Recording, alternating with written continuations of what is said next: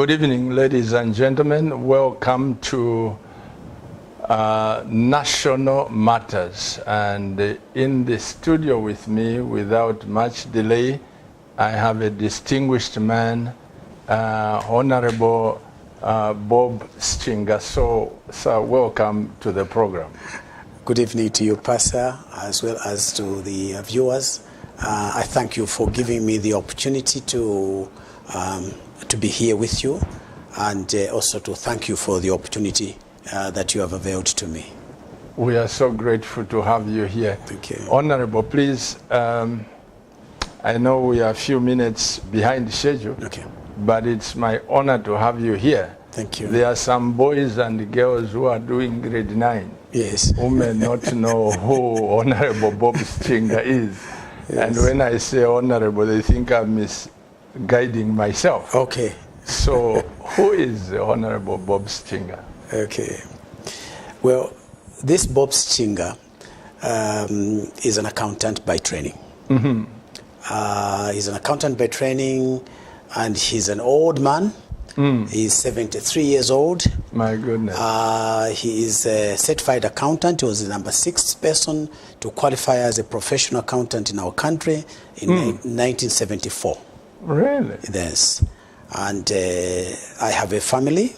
I have got 7 sons and 2 girls. Unfortunately, one boy died in a car accident in Mungu, going to Solwezi, some few years back. So we are one short. Otherwise, I am, in terms of profession-wise, I'm a certified accountant. I have also served as a member of parliament and as minister of government. Now tell me, Honorable, you seem to be on a highway. Yes. Let's walk first. All right, we're walking. When you say 1970, what, when you were certified? 74. When did you finish school? When? I finished school in 1968. That is from 5? That's from 5. So I Soccer Secondary School, and I was 20. I was 19. I was 20 when I got to come to work. I immediately after school. In those days, you did not have to look for a job. You found a job already prepared for you.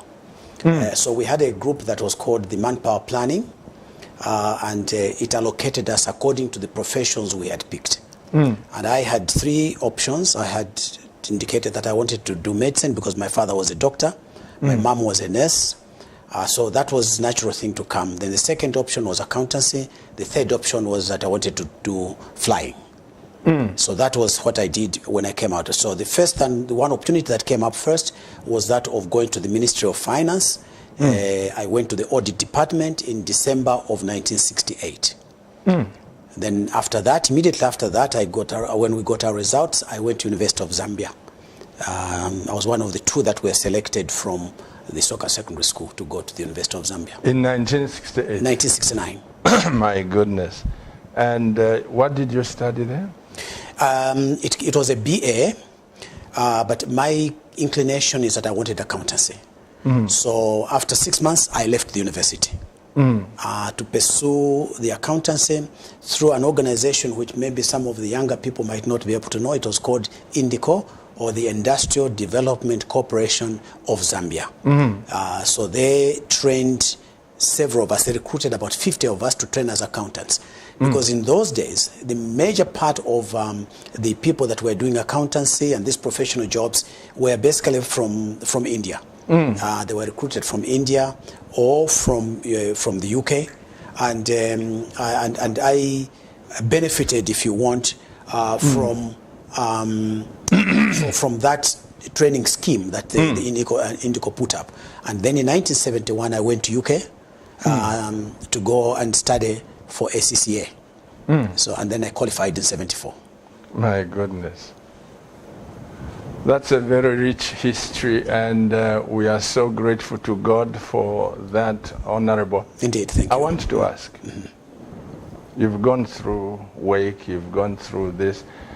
At one time, I thought you worked for the mines. I don't know why my mind thinks that Honorable Bob Sichinga Yes. is related to copper. Okay, all right. Let's just run through it then.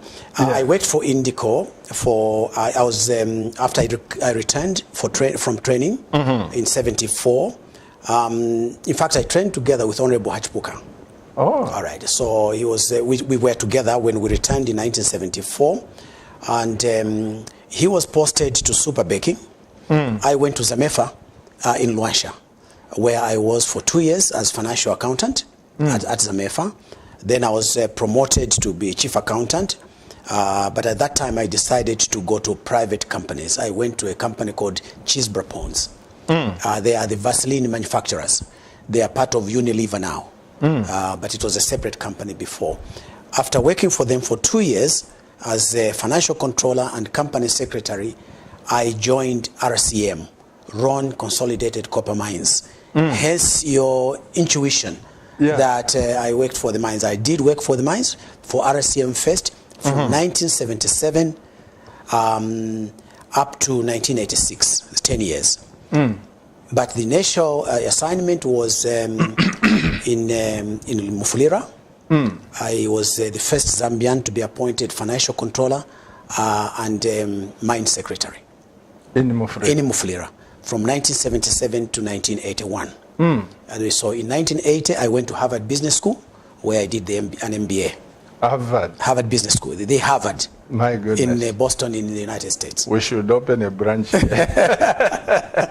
So this is why you are connecting me to the mine. So I was in Mufulira for 5 years. Okay.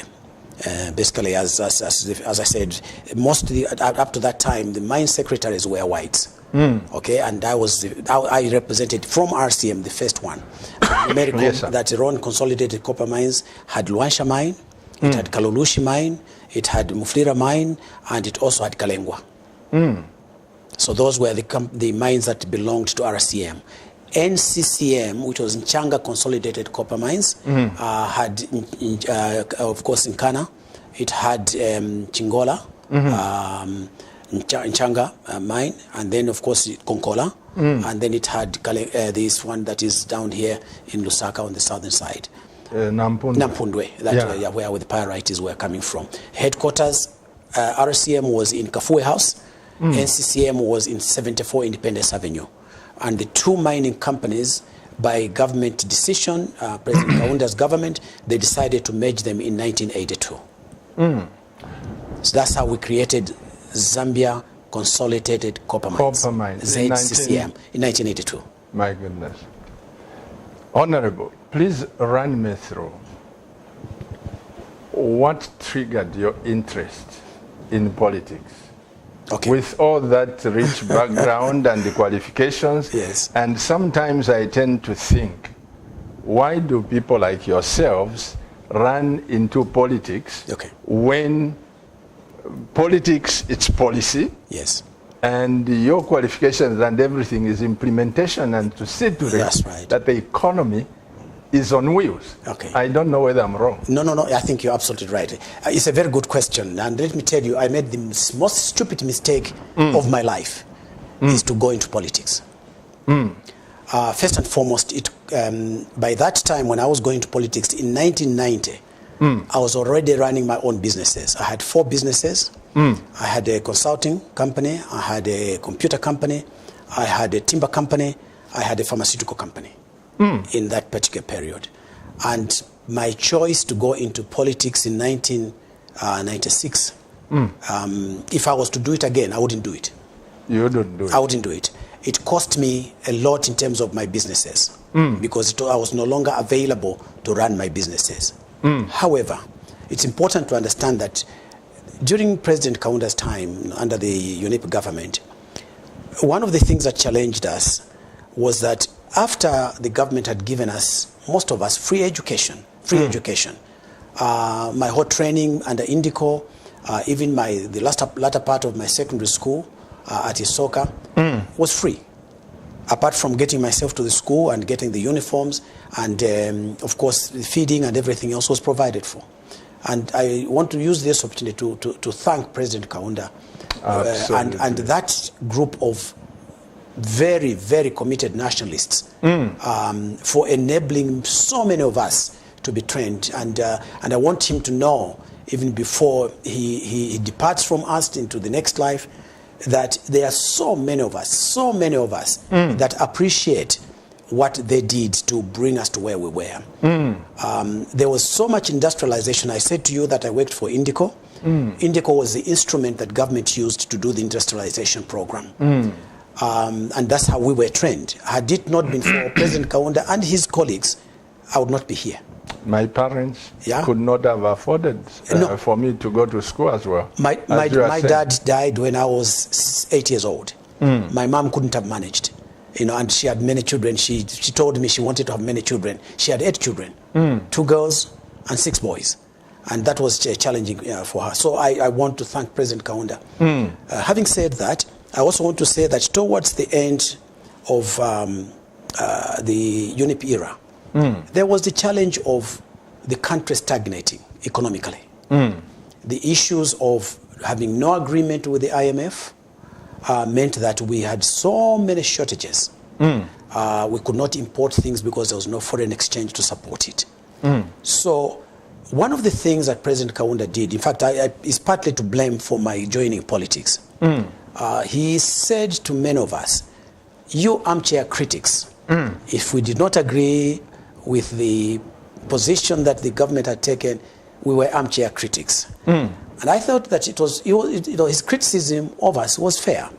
And I said, well, if we say we know we're better, then we must make our contribution. And coming into politics for me was to say, let me implement the things that I've learned, because many of those our leaders, our forefathers that fought for the freedom of our country, were themselves not educated as we were.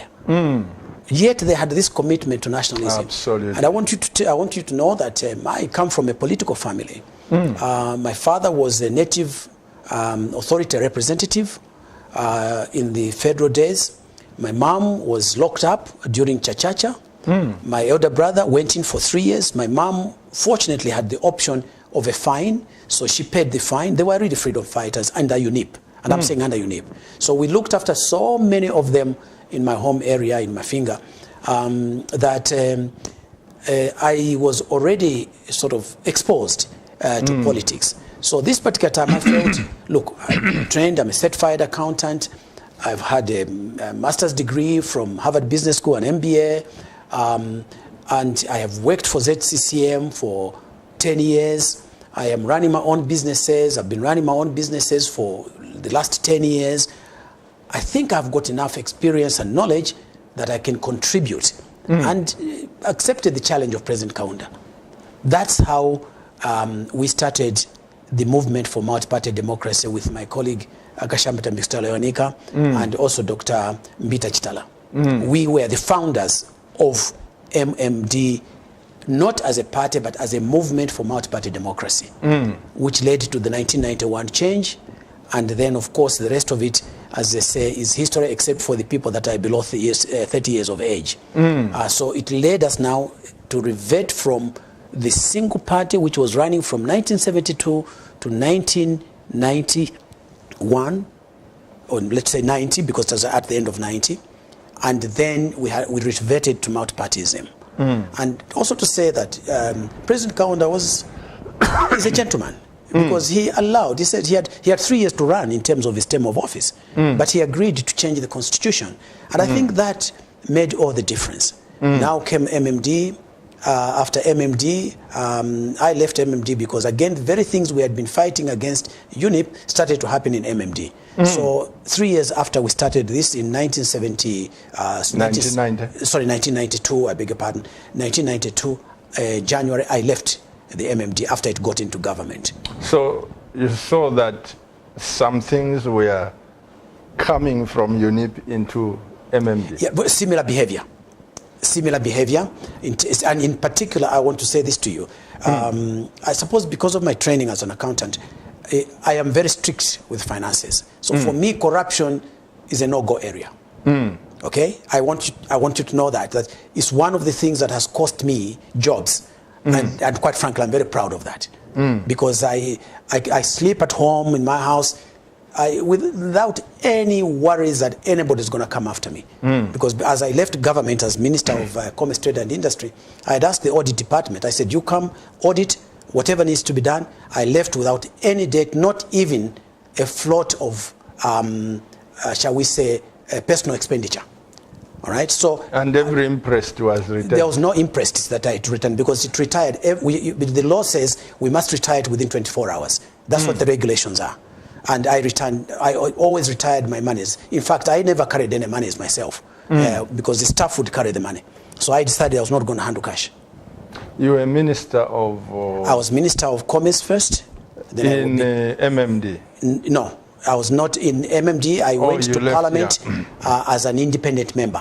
I went to Parliament in 1996 as an independent member of Parliament for then Isoka East, but now Mafinga. And then I came back under UPND as Deputy President of UPND. I was Member of Parliament for Kafue. All right, from 2001 to 2006. Then I went back to consulting. Then President Sata had asked me, then he was as the president of PF, he asked me that I should help him with his campaigns, because there was very little capacity, intellectual capacity in most political parties, and that I needed to assist him. So he asked me that I should write speeches for him, do the manifesto, and so on and so forth. And then later on he said, "I don't want you to stand, I want you to be my campaign manager." So I was President Sata's campaign manager until he won the election as president. Then he appointed you? Then he appointed me. He nominated me as Minister of Commerce, Trade and Industry. Then he moved me to agriculture. I was Minister of Agriculture and Livestock. Then he sent me back to Commerce. So by the time he was dying, I was at Commerce. Yes. Honorable, I'll come back to the issue of members of parliament. Yes. Working with government and all this. There's a lot of confusion there. You need to educate people like me. Oh, okay. But at one time you were an advocate of diversification. Yes. That we need to go agriculture. Yes. And not copper. I think that's correct. You spoke a lot about that. I used to call it clusters, industrial clusters, industrialization and job creation. All right, let me just share that with you, and then we'll come back to the issues of what happens. Because when I went into government, remember I had this experience. I had already worked in the mines. I had already worked in Indico, which was basically reindustrializing. I worked on the mines knowing what we were producing. We were producing raw copper. I'm talking about cathodes. I'm talking about cathodes and bars, which we were exporting raw. We were not doing blister copper because we had a refinery in Ndola. It was called Copper Ndola Refinery, Ndola Copper Refinery, NCR, which used to process a lot of that copper, but also the slimes. Slimes are the remnants that go to the base of at the refinery. Under the refinery, there's acid, which basically allows you to refine the copper by plating it, transferring it from cathodes to fine plates of platinum, so that the copper, Zambia's copper is 99.96% pure. So it's it's a specialty, if you want, and because of that, it normally leaves remnants at the base of the tanks. The tanks is where you put the cells and the cathodes, so that it does the electrolysis. So at the bottom there, you have remnants, and those remnants are called slimes. Those slimes can then be processed to produce silver, to produce gold, to produce platinum. Really? So that is what was going to Bank of Zambia, as the gold that was being produced from there. So it was being done as a byproduct, depending on the ore that you picked. So having said that, I already came by the time that, and by the way, President Sata's father kept my elder brother during the time of Chachacha in Mpika. Really? During the time of the struggle. Because my elder brother was security guard for President Kaunda. Oh, Jesus. All right? And our parents, both President Kaunda and my father, worked together at Lubwa. And they trained together. My father trained at Kondowe, and my mom was taught by President Kaunda's mother. Well, it's a small world. All right. So that is how my parents were trained. My father was trained as a doctor by Dr. Robert Laws. That's why I was named Robert.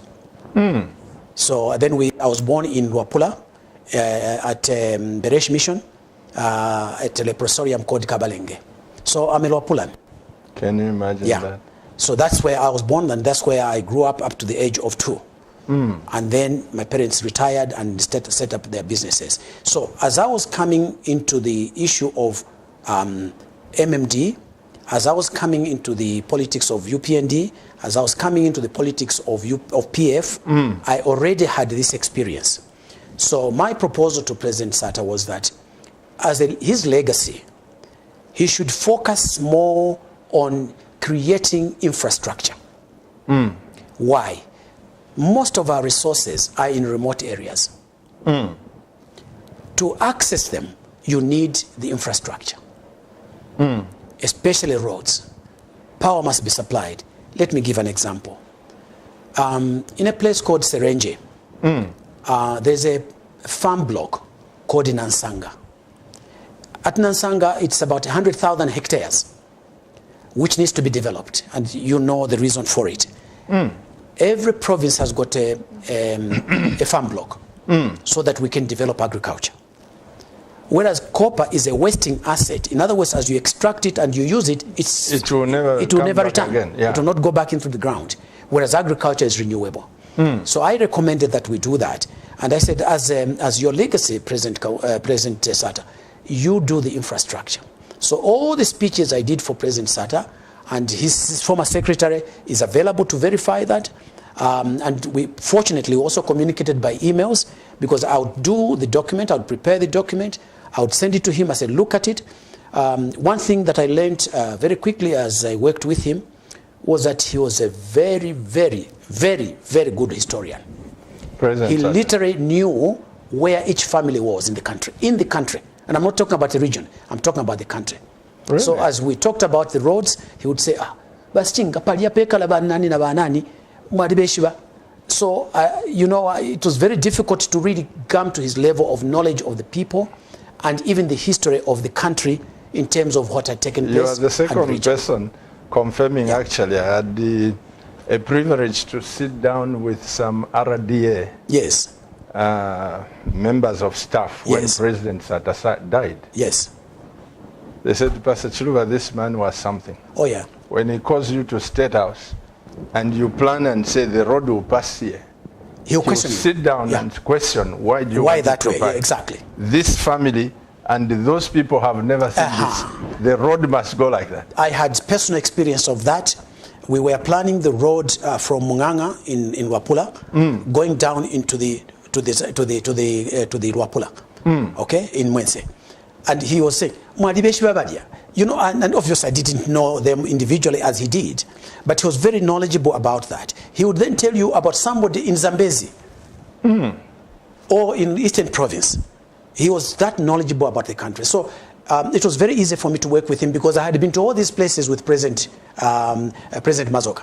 We had traveled the whole country. So I knew exactly what he was talking about. So it was helped me a lot, because normally I would sit with him and say, President, what do you want to see?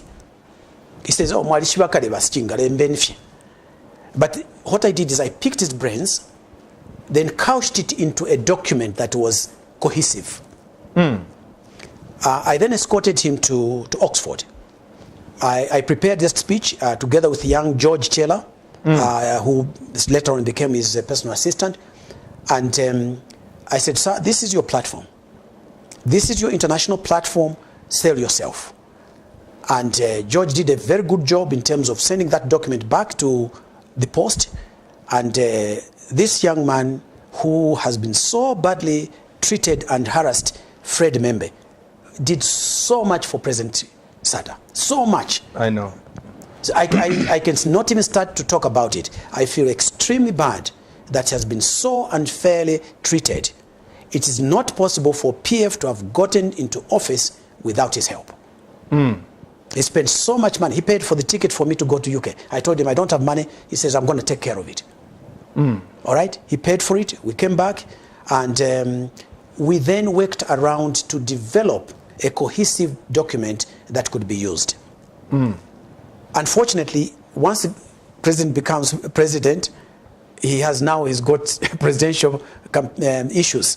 And I went to commerce, so I could only now deal with matters of commerce, trade and industry, although I would advise him that, look, sir, this is what we had promised the people, that we're going to do this. So the issue of creating jobs, the issue of the 1 million jobs that were being planned, the issue of reducing taxes in order to stimulate the economy, the issues of increasing wages as a result of industrialization, is what we developed into more jobs, lower taxes, and more money in your pocket. So that was you had to capture that as a theme. So we were working with young KBF, Kelvin Badia. We were operating from his office after I moved from the showgrounds where my offices were, because his was more central. We worked with him, with Edgar Ngoma. Basically, we created a presidential campaign team.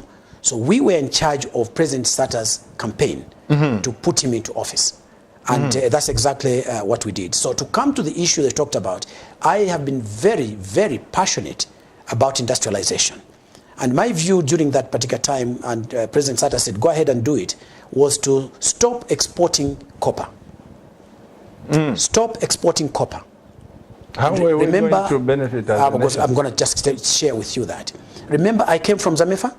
Zamefa makes cable, copper cable, extruding it, telephones, power. You can make a coin, whatever else you wanted. Brass is made from copper. So my view is that instead of you sending raw copper in billet form or in another manner, you needed to process it in order to create the jobs, the 1 million jobs that we needed to do. Over 5 years, we are going to create those jobs. So in order to do that, you need to cluster all these industries that are associated, similar industries, together, whether it is agriculture, whether it is manufacturing.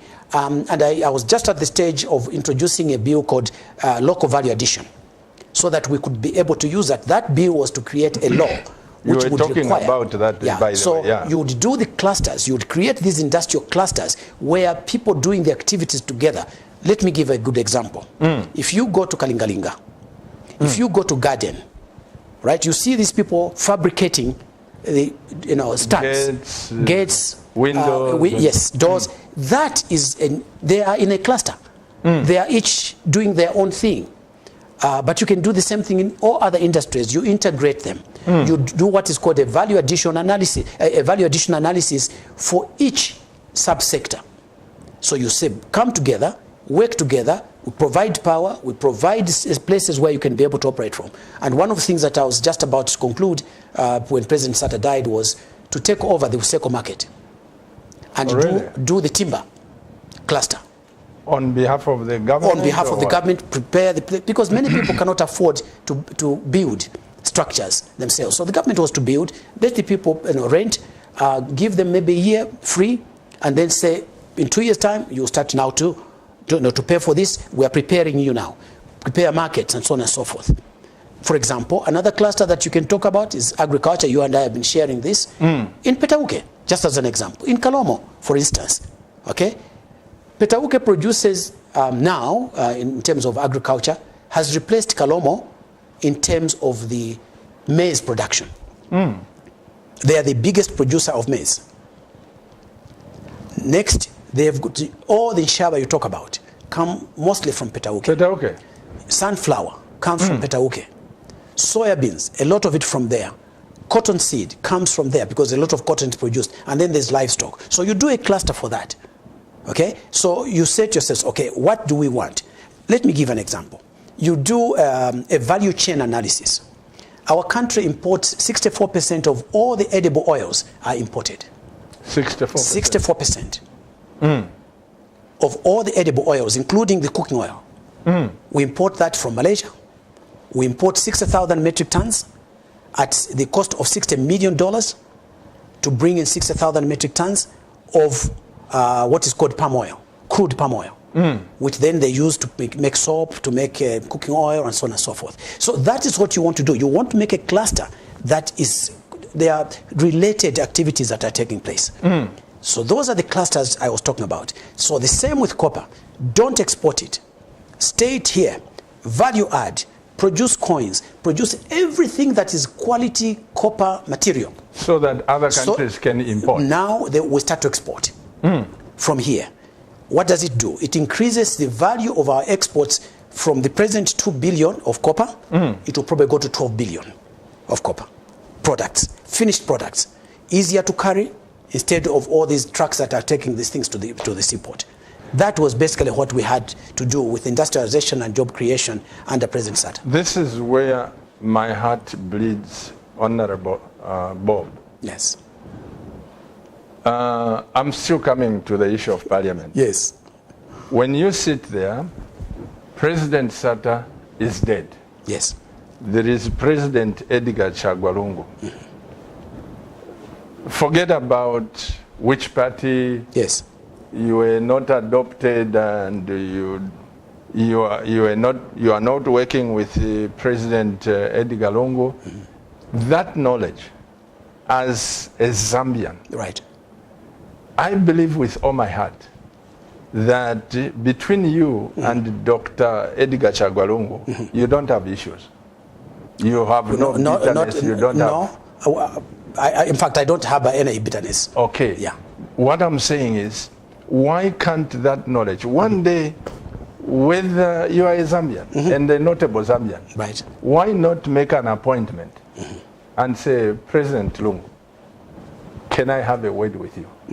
Because me, I believe, Honorable, the size of cabinet is too small to manage the nation. Absolutely. But when all of us come in, the cabinet have made this decision, you come in, I come in with my small idea, Zambia can become a great nation. Have you made attempts on a personal level to just say, okay, President Lungu, this, let me see you? Well, first and foremost, let me agree with you. You know, it's ministers are not, they don't have the wherewithal. They don't have monopoly of knowledge. Okay? And also, it's our country. All of us desire to make it better. Right? And let me say this, maybe the viewers might not know this. I worked with President Lungu in cabinet. But before that, we worked together in ZCCM. Really? Yes. When he was coming from university to join, I was already director in ZCCM. But also, just so that we clear this, because many people have raised the same issue that you have. Let me say this. When President Lungu decided that he did not want me as his minister, I wrote to him. I gave him a list of all the things we were doing with President Sata. President Sata, yeah. I said, this is what President Sata has left to be done. Because I was the architect of all these programs. I was. I mean, there's no two ways about it. I was the economic advisor to President Sata before he became president. Right? The things that went into the manifesto are things that I did from the speeches. So I said, this is what we've done. The following, for example, on the infrastructure, I said the following are remaining. And I'll give you an example of a project that has not been completed to this day. The road from Mumbwa to Kasempa to Bitad. This was part of what President Sata and I we had agreed that we're going to work on. It has not been done to this day. Right? So I wrote from Mumbwa to Kasempa, it would open up the and it would reduce the area. All right? Part of it passes through the game park. All right? So, but what I'm saying, what you're saying is correct. All of us have an interest in our country. All of us. But I wrote to him. He did, well, President Lungu decided he didn't want me in his cabinet. Okay? It's fine. All right? Even though I had worked with, it's his prerogative. Even although he did not appoint me in the first place, but it was not, he became the president now. But following that, I gave him that list. Why? Because it was necessary that there was continuity. I then kept quiet for 2 years because I wanted him to have the opportunity to implement his ideas. Right? Because you have to give the person a chance. I worked with President Sata because he gave me the opportunity to work with him. Now, the president has got all the power and the prerogative to call upon any citizen, you don't even have to belong to his party. Even any citizen. It's from the opposition? It can be from the opposition. In fact, we should encourage that there should be debate and discussion with the opposition. Why? Because they are also seeking to come into office. Okay? So encourage that and pick their ideas and say, for our country, this is good, and pick their ideas. Why have I asked about the opposition, if he has that prerogative? Because I don't see why, if I'm in the opposition, Honorable, and my constituency or my area is not developed, I'm just waiting to say I will implement this when I come into power. Why not just say... In fact, that issue is what we need to discuss. What is the role of a member of parliament in relation to, for example, access to the president? Whoever the president is, they don't have to be a president of their political party. Okay? But let me just finish that. After 2 years, I wrote again to President Lungu. And I said, against the things that I gave to you, you have not done well in this area, you have not done well in this area, you have not done well in this area. And unless you do them, they are coming to catch up with you. Now, I'm trained in economics. I'm trained in accountancy. I'm trained in industry. And he's a lawyer. So what I was telling him was for the benefit of the country, not because of the politics, but because it is important for our country to go forward. And he knows that I know what I'm talking about. Even with agriculture, he knows. There are things that we did, myself and him, he knows exactly. I revamped, when I was Minister of Agriculture, we rehabilitated NCZ and started producing fertilizer. And immediately I left, the thing was killed again. Why would you do that? So I said to him, no, you have not done well in this respect. And unless you change course, it is going to catch up with us. It has caught up with us now. The economy right now is in dire straits. We don't even have enough money to pay the loans that we have. So all these loans that have been acquired need to be repaid. You need to create capacity to repay them. That said, when you say we don't have the capacity or we don't have the strength, me as a pastor, I sit and I'm reading the Bible, which you also read. Yes. I look at the scripture, which says nothing is impossible with God. If my people call upon me, I will change the economy. Yeah. So bringing your brains, bringing our faith together, do you think Zambia is going to bounce back? The Lord also says, the Lord says, he helps those who do what? Help themselves. That's not a scripture, but no, but he does. Saying. It's a famous saying, but it's not a scripture. Yeah, but he expects us to play our part. That's right. That's why he gives us intelligence. That's why he gives us the abilities. That's why he gives us the gifts. That's why he gives us the talents. When you go to raise Lazarus, you say first remove your stone. So the removing of the stone is our duty. It's our duty. His duty is to bring him back. To bring us. So there has to be Zambia that. Has, but we need to work towards it. It does not, Pastor Chiloba, it does not happen on its own. Let's make it very clear. You think the Chinese are doing this for our benefit? No. No. You think the Europeans, I remember as Minister of Trade and Industry, I was in contact with the European Union. When they wanted us to sign a new economic agreement with them. I said to President Sata, I said, we should not sign it. I said, no, we should not sign it. Because they wanted to continue for us to produce raw materials and they should process and send it back to us. Why should we do that? Why should we accept that? Why? Well, then how are we going to create jobs for our children? How about our people? Don't they want the same things that the Europeans want? And I'm worried about my children. You see, Honorable, I share your passion. Yeah. My wife and I, Victoria, we sit here. Yes. We talk about the same thing. Yeah. I've come to learn that a foreigner cannot love Zambia more than I do. No, not at all.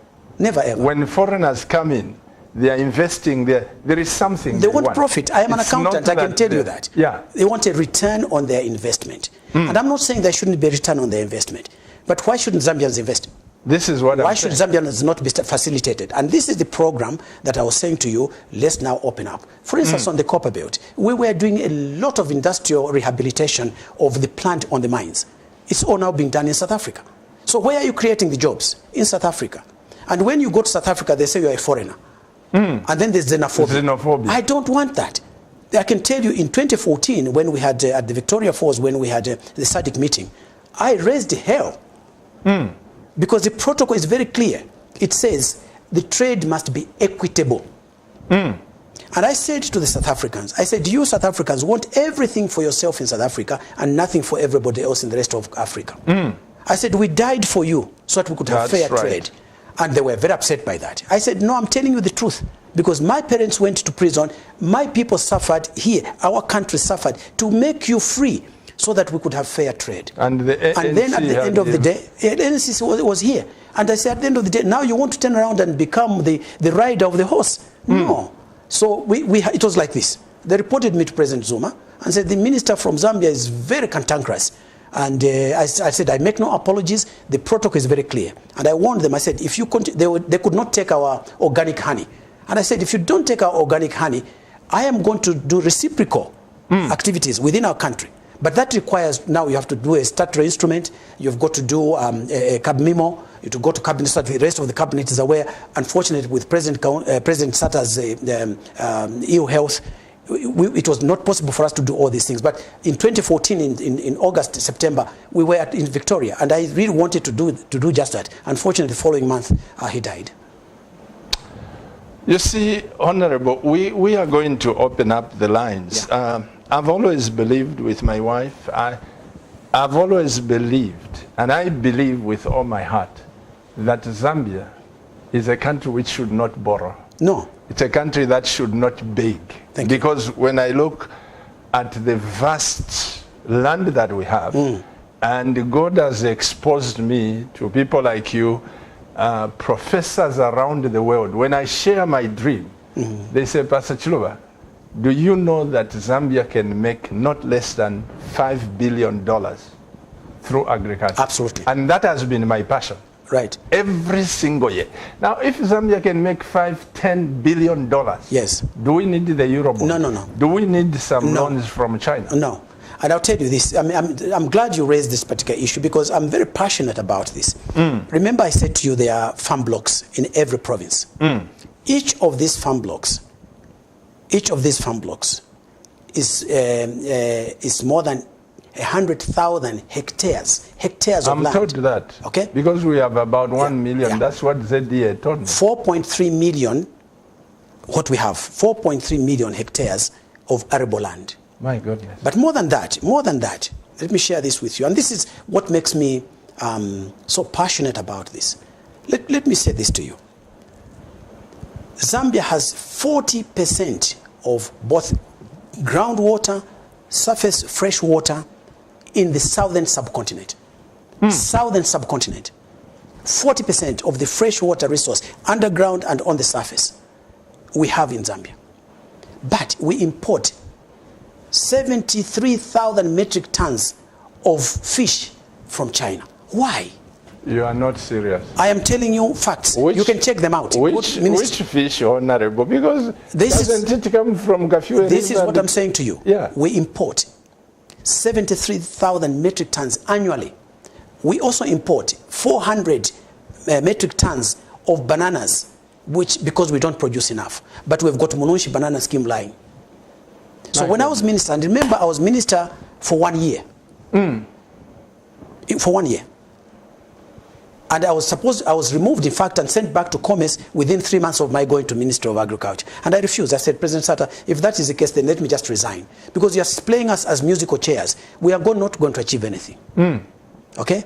Because there was a lot of things. I had just finished the study at Commerce. I normally don't change things unless I am sure that I'm clear. And we had just done a strategic plan for the ministry. We had modernized it. And then, of course, I went to agriculture. So I meant that I started to look at that. And I wanted to look at how we could change the FISI program so that it could help to spur the production of, for the first time, we produced 2.5 million metric tons of maize in that year, in my year. So it's very clear to me. You don't even have to convince me. I know so. I was minister. Okay? And I'm not stupid. I think I know what the things that need to be done. So we have the potential. Remember that's what I'm saying. Potential. Yeah. Everything is in our favor. But it will not happen on its own unless we make deliberate steps, programs, not to steal, but to invest. Exactly what you're talking about. To invest in those activities that are going to give us a return, almost immediate return on our investments. So you are right. Zambia is not a poor country. I've always said that. We're a very rich country. Look at the gold on the, in Mwinilunga, all right? In Northwestern Province. It's on the surface. It's on the surface of it, okay? On the surface, you dig a short distance, you've got it. It's there. Then you've got the copper side. You've got the iron ore, all right? And then you've got the pineapples. Just northwestern, you just take about Solezi beans. Honorable, right? You are making my fuse to become hot when you are talking about that, because on daily basis, about 4 months, if you watch Cabinet, I know you do. Yes, I do. For 4 months, my wife and I were not talking about agriculture, which we started, bringing in all these castor, bringing in bananas and all. We were talking about that. That's right. But for 4 months, we went silent for a reason. Now, beginning 2 weeks ago, of course, after I came out of the hospital, I'm so passionate, I feel like Zambia is behind. Zambia is behind.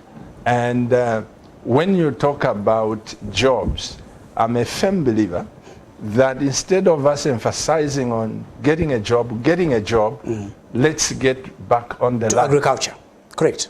If we get back into agriculture, Honorable, for you to do certain crops, if you have 1,000 hectares, you need 3 people to look after 1 hectare, which is 3,000 people. You have already created. Yes, you have. And the money in agriculture is a lot that you can pay all those 3,000 people. Yeah. In fact, go a step further. Yes, sir. There's a value chain.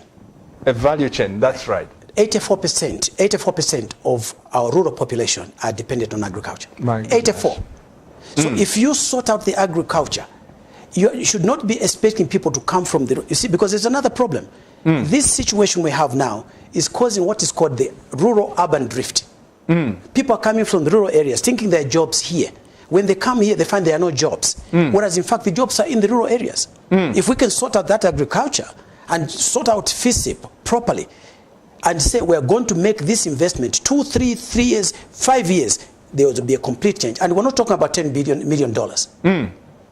We're not talking about $10 million. No. We are talking about a return which is in billions. In billions? Yes. Yeah. If you go to Mwense and look at the palm oil there, chinkondia, people call it chinkondia. You know, they use it for fish. That is palm oil. Really? In Mwense, I've given you Petauke. What we can do in Petauke.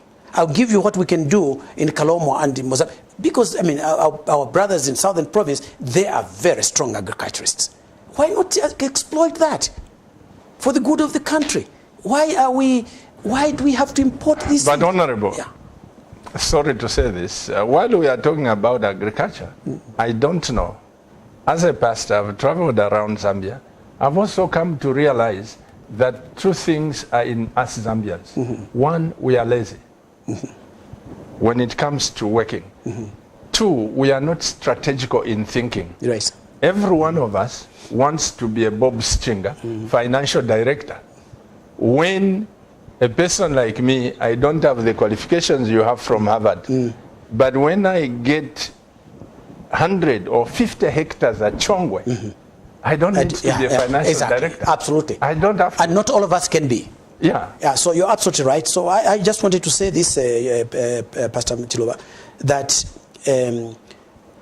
this is where now you see our God making it possible for us. What He has already given it to us. You talk about God's blessings.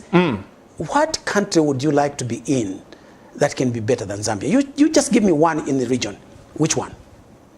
That can do better than us. You and just show me one. This is one Israel man. Yeah. He said, Pastor Chiluba, you don't know what you are sitting on. A Jew. This is the blessing which is waiting. So yes, there's some laziness. But also there are so many hardworking people out there. Our people are up at 4 or 5 in the morning. They're going to bed 20 hours, 22 hours, that are working hard, but they're not working smart because the environment is not conducive to ensuring that this can be done. And this is what the responsibility of government is, to facilitate, to create opportunities, to trust. You know, you cannot underestimate the Tongas on land or on livestock. You cannot underestimate our friends in Eastern Province, all right? Easterners raising, growing crops. Even the Northerners. It's a little bit. But it's because now we have the benefit of the rainfall being mostly in the northern area. Who can do better on fisheries than we guys in Wapula? Tell me, who? Only the losses in Western Province. And they are very good on that. Cashew is there, rice is there, mangoes are there, cattle is there, Western Province. So each province, Pastor Chiluba, every single province, we already demarcated. It had specific activities it could do that were in agriculture. And we simply said, concentrate on just 5 products, just 5 for each province. And we can turn around this country just like that. Did you listen to the president's speech? Yes, I did. About this economic recovery program? Yes. How did it sit with you? It's not enough to talk about things. We have to have programs. And this is the biggest problem. You talked about it. It's not enough to say, that's theory. It's very good to plan. It's very good to plan. But it must sit on strong tentacles. It must sit, it must be grounded. Let me use that term. It must be grounded. It must be firm. You must have programs that are going to achieve those objectives. Not to steal the money intended for cashew. Not to steal the money that is intended for fisheries. Not to steal the money that is intended for FISIP. Not to steal the money that is going to be for social cash transfer. So the speech is one thing. Can he walk the talk? When you say not to steal the money, are you saying President steals? No. Or are you saying the ministers steal? Misuse of resources, you just have to read the Auditor General's report. Yeah. And it's not Bob Sichinga saying that. It's the Auditor General saying this has not been done properly. Let me say this. At any one time, there's limited amount of wealth in a country. Right. Let's say it's 100%, like a circle. That's your resource. Whatever, all the things in the ground, on the surface, and whatever you do.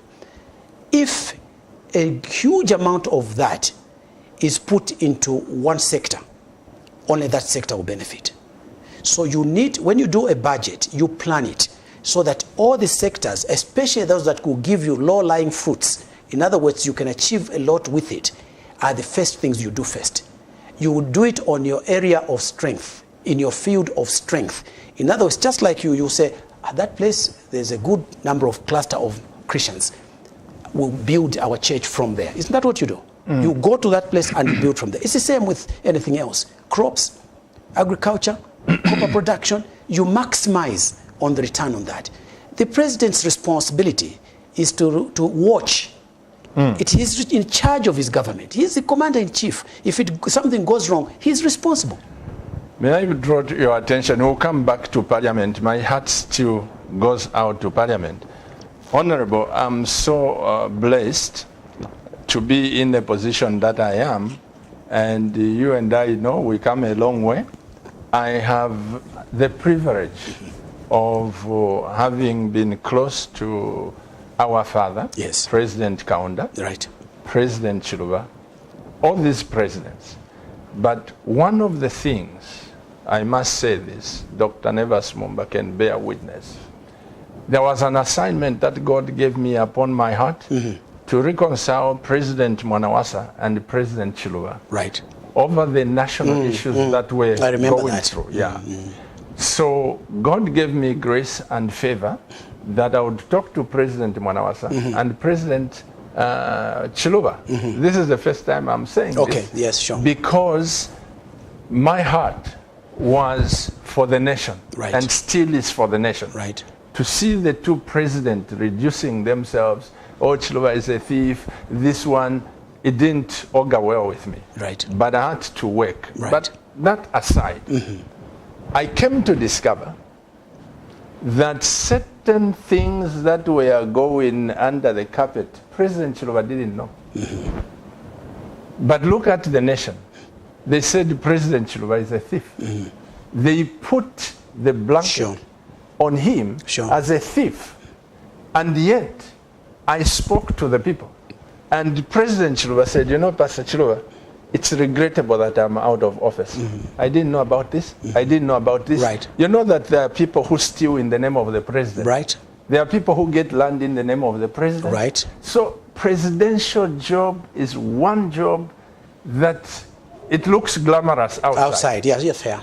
Yeah. But people, whatever happens somewhere, in Mumbwa, Lungu has done this. Yes. Whatever has happened in Nakonde, Lungu has done this. So I'm just They're talking about his government. About his government, yeah. So when we come together as a nation, right, I believe with all my heart, because, Honorable, the vast knowledge that you have in agriculture and what we have. I had the privilege of speaking to somebody from Dubai. He said, you know, in Dubai, everyone is so busy that we don't even notice what the government is doing. That's right. You see, the government is there to develop infrastructure, like you said, but everyone is busy making money in one way or the other. Right. And I believe that Zambia can come to that level. Absolutely. You know? Absolutely. So these issues of suspicion on each other, we will deal with them. But I think let's focus on the recovery. This brings me to a point, before we go and break, Honorable, it brings me to the issue of parliament. Yes. Members of parliament working with the president working with, it really bothers me. Right. Does it mean that the president only works with the people in his party, or the opposition also are not supposed? How is it supposed to be, Honorable? A very good question. And I think that many that have probably, especially the newer members of parliament, may not be aware of this. But as I answer this question, I think it's important also to say this, that the president can summon any, look at the principles in the Constitution. It talks about the duties of a citizen, okay, at the back. Right now, I think it's section 10 or something. It says that the duties of a citizen is to promote his country or their country, okay, is to do what is necessary for his country. But the president has got all the powers to summon anybody, any citizen, and say, I need your help. Our country needs this. But you see, it depends on the skill of the president. If he wants to incorporate the others, like the opposition, they are opposition because they've got slightly different ideas from his. Okay? So it is for the president to say, my colleagues, I would like us to have a cup of tea together. I want to consult with you. Now, that leads me to the issue of the members of parliament vis-a-vis the president. Now, when you swear oath, there's usually an opportunity, and I don't know if they're doing it now, but it ought to be done. Immediately after you're sworn in, the speaker leads you to State House, goes with you, all the members of parliament, 150 of them, 156 now, okay, all of you. You go to State House, to State House, from parliament, you go to State House. And he will say, Your Excellency, I brought these members of parliament, they are the new members of parliament, they constitute parliament, because remember, the issue of the National Assembly and the president make up parliament. Yeah. The two of them, the two groups. So the speaker goes and says, on their behalf, I would like to request that they can be able to access you. All right? And the president, if he's the person who wants to promote cooperation, he wants to promote nationalism, he wants to promote harmony, he would say, oh yes. And for example, there are committees of parliament, public accounts. All right? They may have issues they want to raise which only the president can answer. Now, public accounts and any other committees are normally with 10 people in each. They have the liberty to summon anybody, anywhere, to come and give evidence to parliament. But they can't summon the president because of the dignity of the office. That's right. So normally, they go to him. They would say, Mr. Speaker, we want you to facilitate our meeting with the president. We want to go and talk to him about this audit report. Because the president receives that audit report at the same time as Parliament receives it, literally within minutes. Right? He also receives a copy, Parliament also receives a copy. Public Accounts looks at it and they say, Your Excellency, we are very worried about this. They can summon the Minister for Presidential Affairs, but normally they'll say, no, we want to speak to the President himself. So they'll ask the Speaker, can you facilitate? Now, in those committees, there are members that are coming from all the political parties, including independents. And they'll go to State House and say, Your Excellency, and the chairperson is normally from the opposition. And they'll say, Your Excellency, this is our concern. Why are you not doing something about this? Because action taken reports, which normally ministries produce, they tend to be unconnected to the reality on the ground. The president cannot say, I refuse to see public accounts because they are members of the opposition. He's a president for all people. He's for the whole country. So a lot of it, Pastor Chiloba, depends on the quality of your president, his magnanimity, his desire to unite the country. And I think it's very important to know that once he's president for everybody. The moment he only looks at saying, oh, no, we're going to develop that because, and in his campaign speech he says, we are only developing this place because that is now for the members of parliament, my party. Then what he has done is to segregate. Did the President Sata have a time in his 3, may he so rest in peace, in his 3 years, did he receive members of parliament led by the Speaker? No. Why not? Well, again, it's an issue of style. But I think that in his particular case, he fell fairly early in his term of office, in his tenure of office. Normally, the first year is a bit tricky for most presidents because they are coming to the office for the first time. Okay, and I can safely say this to you because I was quite close to what was taking place in President Sata's tenure of office. So sometimes there are these normal static meetings, COMESA meetings, AU meetings, and then of course you want to raise money and then travel around. And his health, I think, did not help us in terms of his tenure. But there were others. Did that? I just want to understand, yes, sure. Honorable. Did President Chiluba and Levi Mwanawasa? Yes. Did they receive? I just want that to be on record. Yes. Were they receiving members of parliament every year, led by the Speaker? Yes. Not every year. Every parliament. Or after every parliament. When you are sworn in. But besides that first time, there are the committees that normally would want to speak to the president. To say, we are concerned, Mr. President, this is not happening. For example, when they are not getting activities to correct this, for example, I'll just give you the Auditor General's report. The things that are talked about and the reports of the public accounts, for instance, which I chaired for 2 years, are not being acted upon. The members will say, wait a minute, the person who should make it happen is the president because he's the head of the executive. It is his duty to do that. So they will ask, can we go and see the president so that we can arouse his interest in this particular matter? And the president can't say, no, I'm not going to see them because they are members of the opposition there. No, he would have to see them and say, let me give you audience. And once he gives them audience, they will draw to his attention. Look at this, look at this. Even the action taken reports are not even accurate. The things that are said into them that they have taken action are not there. That is why, for example, more recently, Ministry of Health said, no, they did not check with us. There is no way an audit report can come out and say this has not been done when, in fact, it has been done. What happens is that they are offered to the ministry after they've done the audit, we want you to answer these queries. When they don't answer them, then they'll say, but we're going to include it in the audit report. Can you respond to these issues? If they don't answer, then it goes in the audit report. So you cannot have a ministry saying, no, I was not even aware of that. It did not happen. They did not query us. You cannot do it afterwards. How? Because you're given the opportunity. That's how the normal thing about audits, not just in government, but elsewhere as well. So the issue that we're talking about is that the president, as head of the executive, it is his duty. It is duty. In this particular case, let me just use President Lungu. I'm just going to use that one because he's the current president. He has been in parliament. He knows this is the procedure. You cannot say he doesn't know. I mean, he knows this is the procedure. So the procedure is very simple. You will appear before the committees, and because you're president, we will come to you. Okay?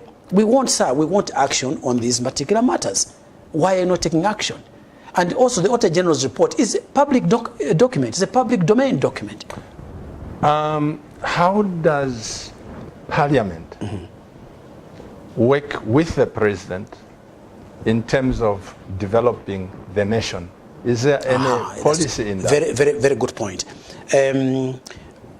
Since 2003, I've been pushing for the introduction of what is called a Planning and Budgeting Act.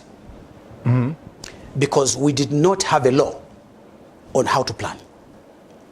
So, for example, the National Development Plan, the Medium-Term Expenditure Framework, the National Development is a 5-year program. Medium-Term Expenditure Framework is 3 years.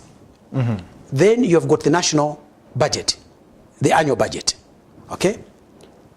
Then these documents, normally the Parliament does not participate in them as they are being prepared until they are presented. In fact, they're kept as a secret until they're presented to Parliament. Now, up until now, the national, this 5-year development plan, plus the medium-term expenditure framework, they were never brought to Parliament. But that is the foundation of your planning. There's another document which many, even the current members of Parliament, they probably don't know.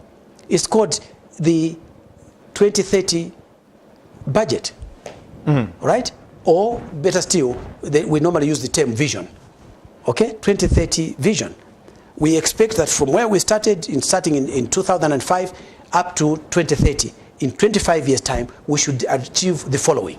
Okay, and below that there are the national development plans. 5 year, 5 year, 5 year, 5 year. Now we are supposed to be going this year, next year we're supposed to be going to the 8th national development plan. By next year, we should be into 2030, we should be closed.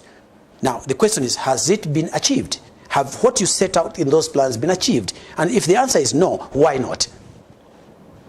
Honorable So Magande, on this platform, he talked about the national development plan. That's right. And how they prepare. They are supposed to, they are supposed to dovetail with one another. We are doing now, as we're talking now, we're in the 7th national development plan, which ends this year. Now they will start with the 8th national development next year. The question is, how are they reviewing what has happened in the past? Now, if the answer is no, how does Parliament participate? They were not coming to Parliament. The only thing that came to Parliament was the annual budget. And it was late. By that time, it's late. Most of the members of Parliament want the plans that are being done for their constituencies. For example, let's say government comes into office and they say, we are going to concentrate on providing fresh water and clean water for everybody. We're going to produce, let's say, just for argument's sake, we're going to produce 10,000 boreholes throughout the country. All right? Shouldn't they discuss that with the parliamentarians? Because the parliamentarians are responsible for the annual budgets. So that is where the challenge is. Honorable, I don't know, please forgive me, I rarely read the papers and all this. You are a member of the organization called OSADA something? OSIDA. OSIDA? Yes. Is that an opposition party? No, it's not a party. Oh, it's not a party. It's intended to help us with exactly these issues. Educating the people on their civic rights, what should be done, the things that we see going wrong, how do we make sure that elections are free and fair, how do we ensure that development is equitable, how do we ensure that people select people that are of quality so that they can represent them adequately, how do we make sure that there is harmony between political parties, how do we ensure that there is understanding by the people and the people's views are heard, how do we ensure that the police are not exceeding their rights and not infringing the human rights which are enshrined in our constitution, the basic human rights that are there. That is what OSIDA is. The few times that I've listened to the few comments by OSIDA, I'm saying the few times, I think one or twice. Yes, sure. This is why I asked, is it a political party? No. It sounds like, are there moments when you see good things in the government of the day, like President Lungu? Are there some things where you say, Mr. President, you have done good here, you've done, Because even me, whenever I come to you, Honorable, yes. Pastor Chiluba, you are this, Pastor Chiluba, you are this. But when you tell me, Pastor Chiluba, I think here you are doing good, I think I will relax, I'll have time. Are there some times when you have seen that here, the President Lungu and this government, they've done well, here they've done well? Are there some times? Yes, sure. There are times when governments do well. But do you bring them to the nation? Yeah, but remember this, remember this. It is not the duty of the opposition to promote, remember that. It's not to promote another party. In other words, people that are in the opposition, they are seeking to take over office. Right? So No, please, just I wanted to make sure. So that is their position, that's what happens. Now, for the citizens, their citizens are holding their government, whichever government is in office, accountable. How do you do that? You have to say, against this, you said you're going to do this, but you've not done this. And this is what its effect is on us. For example, the SATA government said that we're going to create jobs. Isn't it right for the people to hold SATA's government accountable for providing those jobs? And if they don't do well, why would you praise them? You would have to say, sorry, Mr. President, you haven't done well. You made a promise, your own promise. There was criticism on the SATA government, for example, said, you said within 90 days, you're going to do this, that, and the next. All right? And I think it is correct that citizens should hold their governments accountable. Even if Bob Sichinga was the president, they must hold him accountable. Why not? You want to run for office, and then you don't want to do the things you said you're going to do? Surely that's not in keeping with what the philosophy should be. So OSIDA will look at policy. I'm talking about if that policy is flawed, we cannot go out there and say, no, it's a good policy because we want to have good relationships with you. No. If tomorrow another government comes into office, we'll hold them equally responsible. Because that's what it says. In the terms of our constitution, it says the citizens shall have the responsibility to do their part, but so should the people that they put into office. That's why many people think, they say, we're going to remove this member of parliament. He's not being effective. Members of parliament have no responsibility whatsoever to bring development. None. Except to the extent of their constituency development fund. But I can. Yeah. If I was a member of parliament, yeah, I can bring development. Yeah, but it depends. Who decides what the development is going to be? No, I'm saying, Honorable, out of my own initiative, because there is the CDF fund here. Yes. But the way God has created my mind, me, I create things. Yeah. And if God gives me an idea to create $100 million with my community and my constituency, why should I say, I'll wait for CDF? No, you should not.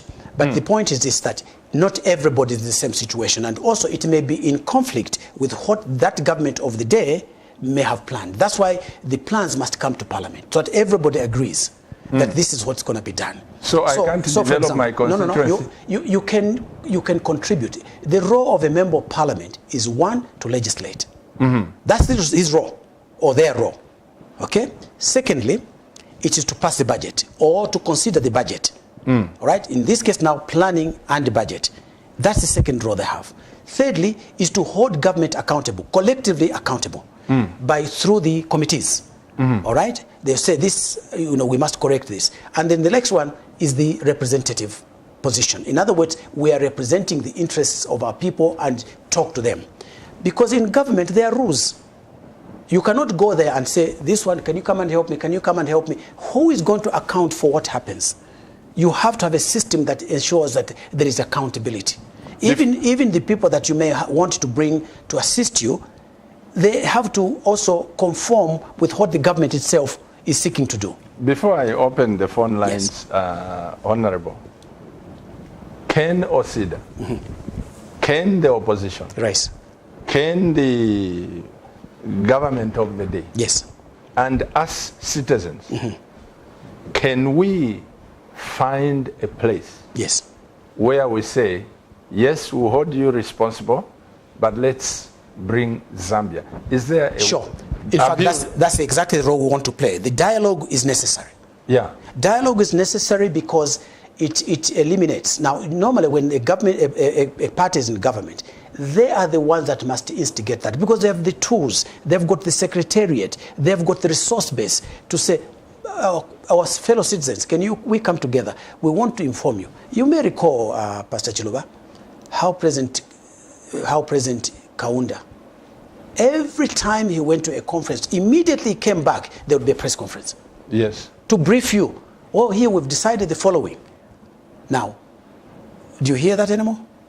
When did it stop? No, but I'm just saying, do you hear that anymore? No, I'm saying that because if I admit here, it's like I'm saying it started this year or last year. No, I'm talking about it's a style. You've said about Dr. Kaunda. Yes. Now my mind is running back to President Chiluba, back to President Mwanawasa. You see, the people that lead our country, they have a duty to account back to the citizens. This is how we are doing it. This is why we've decided to do this. You want to carry your people with you, don't you? Absolutely. And the issue of the dialogue you talk about, you know, if a government can initiate dialogue, it's extremely difficult for an opposition person to say, I'm not coming to that dialogue, I don't want to be part of that dialogue. Or we, the citizens, we want things to happen. We want our country to move forward. Can you and I initiate development? We can initiate development. Definitely we can. Because it's easy for you and me to go and start at State House and say we want dialogue. They can't chase us. Well, they can. No, they can't. No, they can. Now, I'll tell you this. When you go to the gate, right, by the time you're going to the gate, you will have made an appointment. Right? That's why I'm saying that it's up to the president, in most cases, to say, I have this opportunity. Let me share this with you for what it is worth. When I was minister, my way was this. Because Monday was cabinet.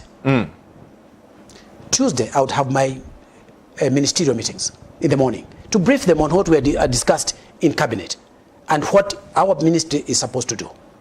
Right? In the afternoon of Tuesday, I would be in parliament. All right? Wednesday in the morning, I would be in the office. Wednesday afternoon, I would be in parliament. Thursday morning, I would be in the office. Thursday afternoon, I would be in parliament. Friday morning, I would be in parliament.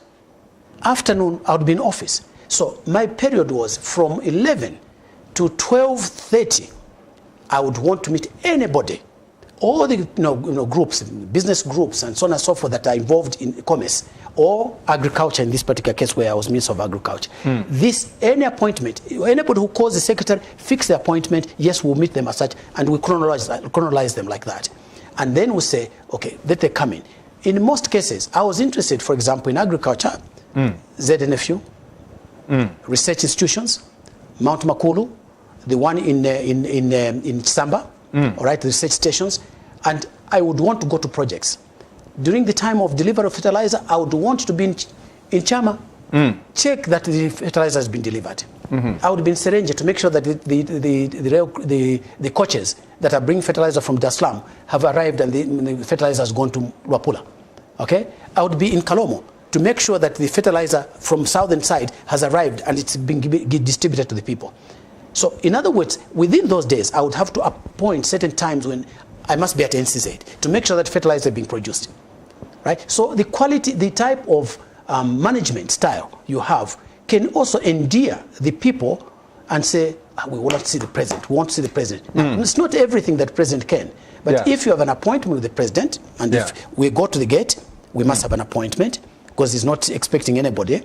So we go there and say, sir, we want to make an appointment with you. If he says no, can you go? No.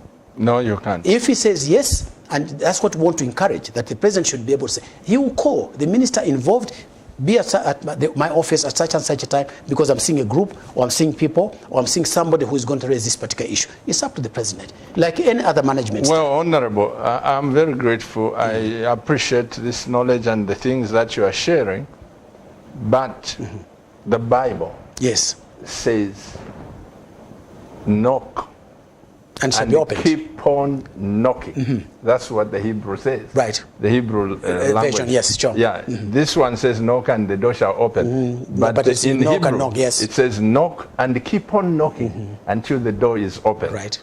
Seek and keep on seeking. Until you find. Until you find. In this case, Honorable, Asida this side. Politics, Osada? Osida. Politics, this side, you, me, and every well-meaning Zambian. Let's come together. Yes, sure. Let's develop this nation. Because if I tell you, Honorable, through CAMNET data, the farms that we have received, people are eager absolutely to develop this nation. It's amazing. You are talking to the converted. It's amazing that I'm talking to the converted. You are talking to the converted, because I know exactly what you're saying. And for me, this is why I'm so passionate about it.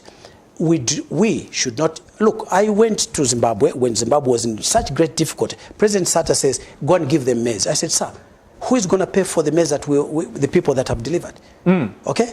I said, "No, they need to pay for it." So what I'm saying is that all these things that we're talking about, yes, but normally the instigator, the motivator, is normally the government. If the government says, "Let's come together, we're going to be doing this," how many people do you think are going to? Would you refuse? No, I wouldn't refuse. No.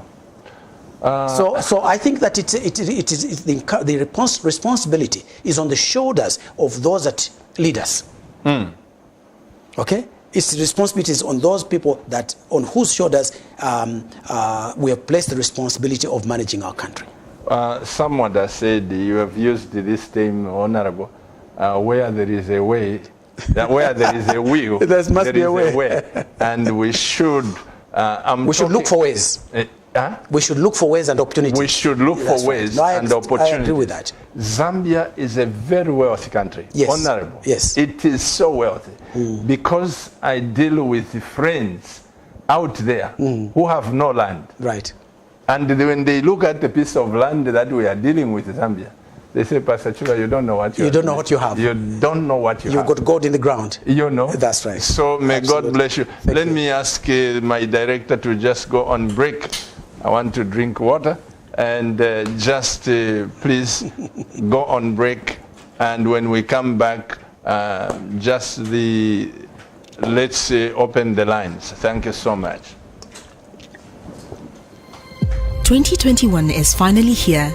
Zambia is at the crossroads heading towards general elections this August.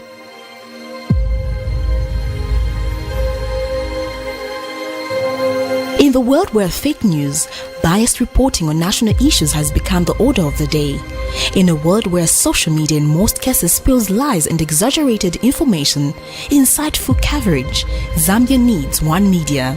Living in a country where people are slowly promoting tribalism, hatred, bitterness and revenge, political temperature is heating up and people's hearts are perplexed. Zambia needs one media. Zambia being a Christian nation living under the lordship of Jesus Christ, the nation cannot afford a compromised gospel. Zambia needs a prophetic media house. For hope, peace and unity, Zambia needs CAMNET television for non-biased, factual reporting, balanced opinion, accurate news coverage. Zambia needs CAMNET television for national projects and development of our beloved country Zambia. Watch CAMNET TV on channel 274 DSTV, channel 98 on GoTV, and channel 106 on Topstar. Remember, CAMNET TV is not just another channel.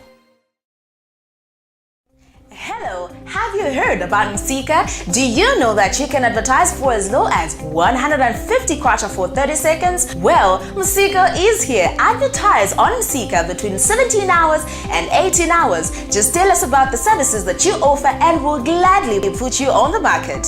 For more details, you can contact +260 953 995099. +260 962 444 726 or +260 971 177 467. Msika, allowing your business to grow.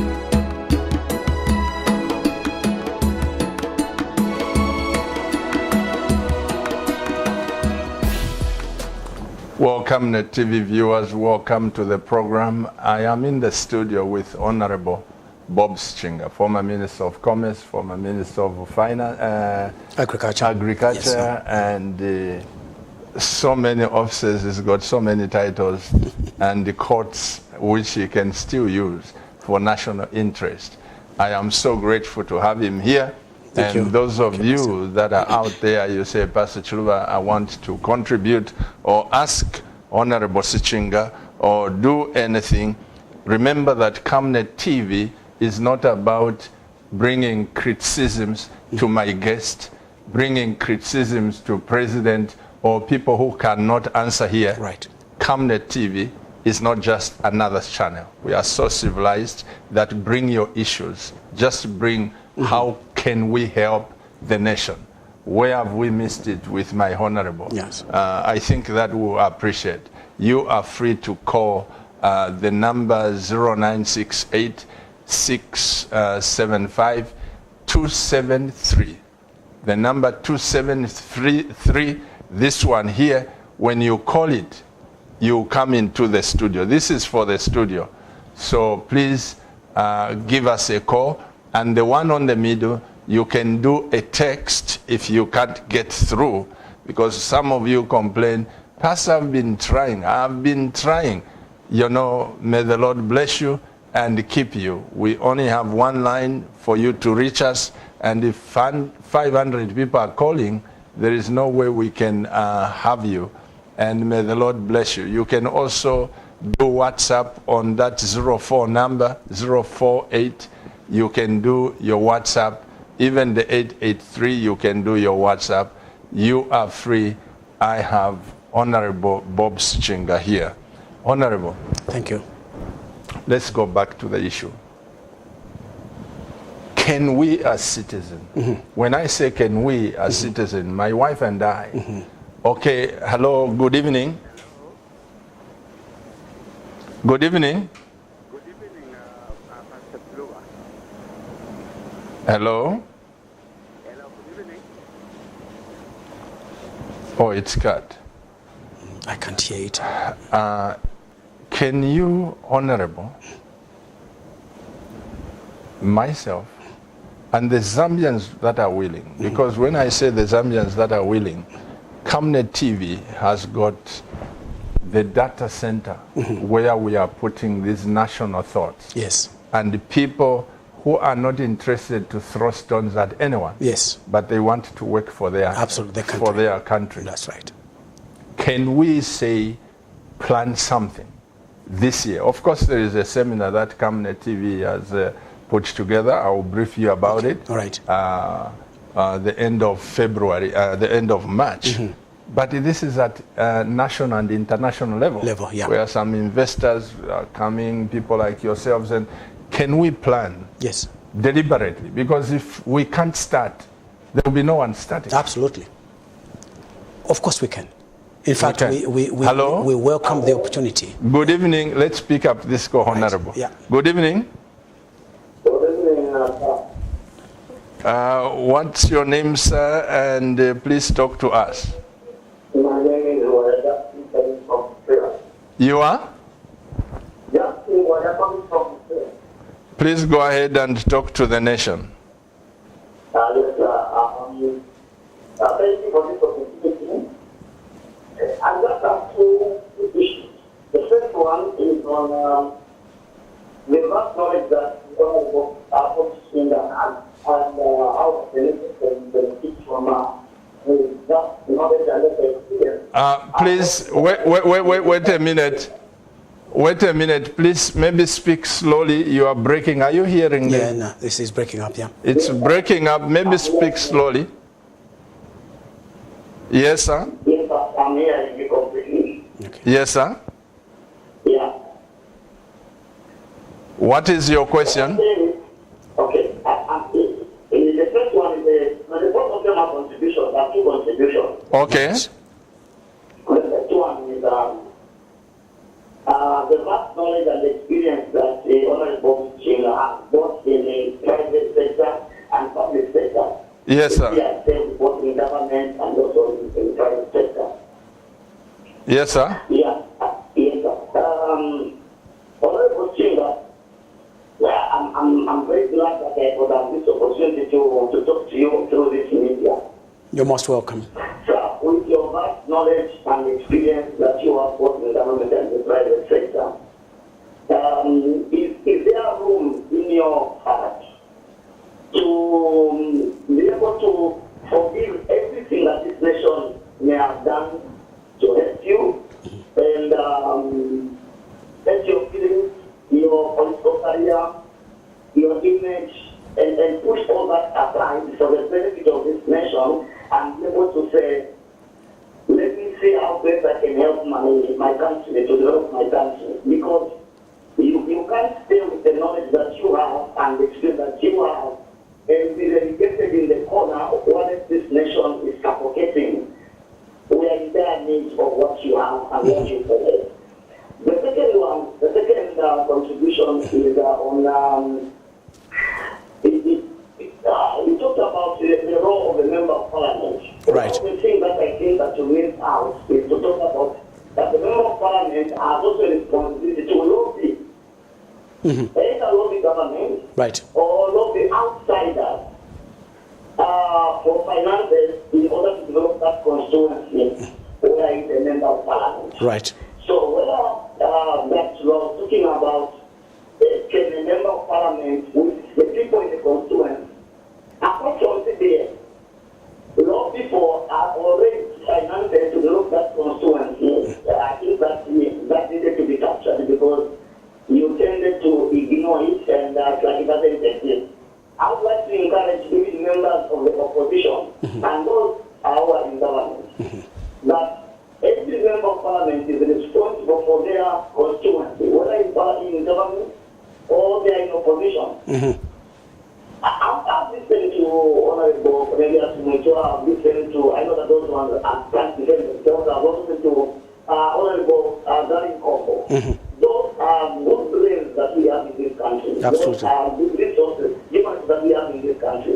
But when you see them attack government and attack the president at that level, it will be difficult for president to invite them and say, can we come together and work together? Because if you are insulting the president, it will be difficult for the president to open up his heart and the doors of his state house to invite you to come and dialogue and be able to build the nation. So I would like to ask members of parliament, both from the opposition and those from the ruling party, having an understanding of what you have done shared to this nation, that the president has a right to call every citizen, regardless of who they are, to come and appear before him to dialogue and discuss national development for this country. So thank you so much for having shared that. But I'd like that members of parliament, both from the opposition and the ruling, that can work together.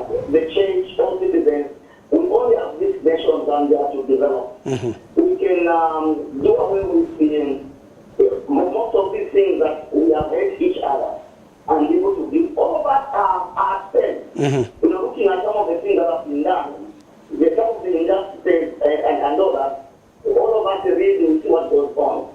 But I think that we have a responsibility at the end of the day to develop our nation for the sake of the future of our nation. Thank you. What are your full names again? Where is Bwalia? Bwalia? Oh, He's Bwalia. gone. He's gone. Yeah. He sounds like he's my son from Mufurira, Pastor Bwalia. Please go ahead and answer those questions. He is of my mind. In fact, I was just going to say that. Yeah. I was just going to say that. In fact, he was almost replicating what you were just saying to me. And first of all, Bwalia, just get to know this. I'm not offended by anything. If I was the kind of person who was offended by things, I would have stopped a long time ago. I find it very difficult to, when I think of the future of our country, and I know about the population. Let me share this with you, and you sound like a young man. Let me say this to you. When I was starting to work in 1968, our population was 3.2 million people. We're now 18.3. 18.3. 15 million plus. I also want to say to you that of that population of 18.3, 84%, Pastor, 84% are young people below the age of 35. Below the age of 35, up to 35 and below. 84%. So we, the old Madalas, we're an endangered species. We are in the 16% bracket. We are this very small percentage. Very, very small percentage. Yeah. And the question that asks, and let me share this with you also, that if you look at our economy, 80% of our economy, 80% of our economy is informal. It's not formal. And of our 18.3 million people, only 750,000 are in formal employment. Really? Only 750,000 are in formal employment. The bulk of them are teachers. Now, I've got sons. My oldest son is 47. Okay? Now, he's in the States. I'm asking myself, will I see my son again? Because he's out there working, trying to get in, and I've got 4 sons in the States. And I'm saying to myself, who will bury me? If I died today, who's going to bury? Because these are the big boys. I've only got 1 son that is here.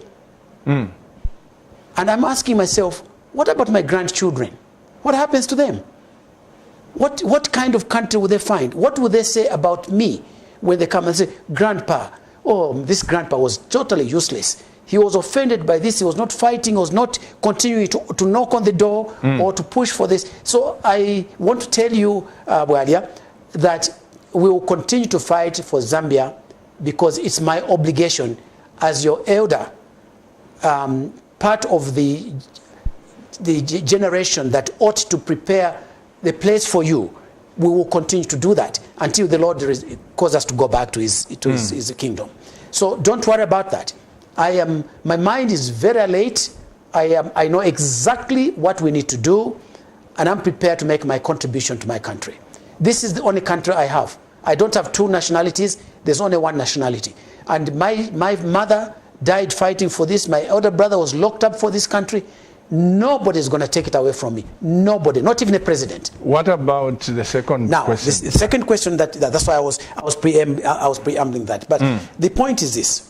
We are going to contribute to the development of the country. The members of parliament you talk about, most of the support will come from foreign governments. They'll come from donor groups that are from the outside the country. What tends to happen is they must register their programs with government first before they can start to expand them and roll them out. So they will need them to be aligned. For example, those that are helping us, Pastor, with fisheries, or those that are helping us with agriculture, they will register with the government. We are coming to help this person, this person, this group, this is the program we want to assist your country with. They don't normally go outside that. So the member of parliament can say, I want to access that facility. And the government will say, yes, by all means, depending on how the particular donor prepares it. They can manage it themselves, as you've seen with the Americans, USAID, they bring their own organization, USAID, to manage their programs. Maybe the Germans, Herbert Tuftang, or GTZ, they are going to say, we are going to run our programs, rather than JICA. The Japanese, they say they're not handing it over to government to manage it for them, but they are going to manage it themselves. Okay, so depending on what it is, each member of parliament, by all means, will go to lobby for his constituency. But supposing they say we are only covering Eastern Province, or Northwestern Province, or Southern Province, or Western Province, or Muchinga, or Wapula, or Northern Province, then it means that they will focus in that area. They will not be available elsewhere. So it would only be accessible by those that are in that particular locality. So these can be constraints in terms of what is available. So until you have a program, a donor that offers program, that may come into your constituency or in your area. Let's pick up some phone calls and messages, Mr. Director. If there are messages, please share them with us, so that we can actually talk to the nation. If they are not, we will talk about the attitude towards the president. Because I think that's another question that Walia raised. He was talking about how do you criticize the president and so on and so forth. So I will, if we don't have any messages, we can talk to that. Yeah, but that one, like you said, the Bible, I almost said the Bible, the Constitution. Yes. Provides freedom of speech, correct, freedom of expression, correct, freedom of... I don't expect you to say good things about me, always.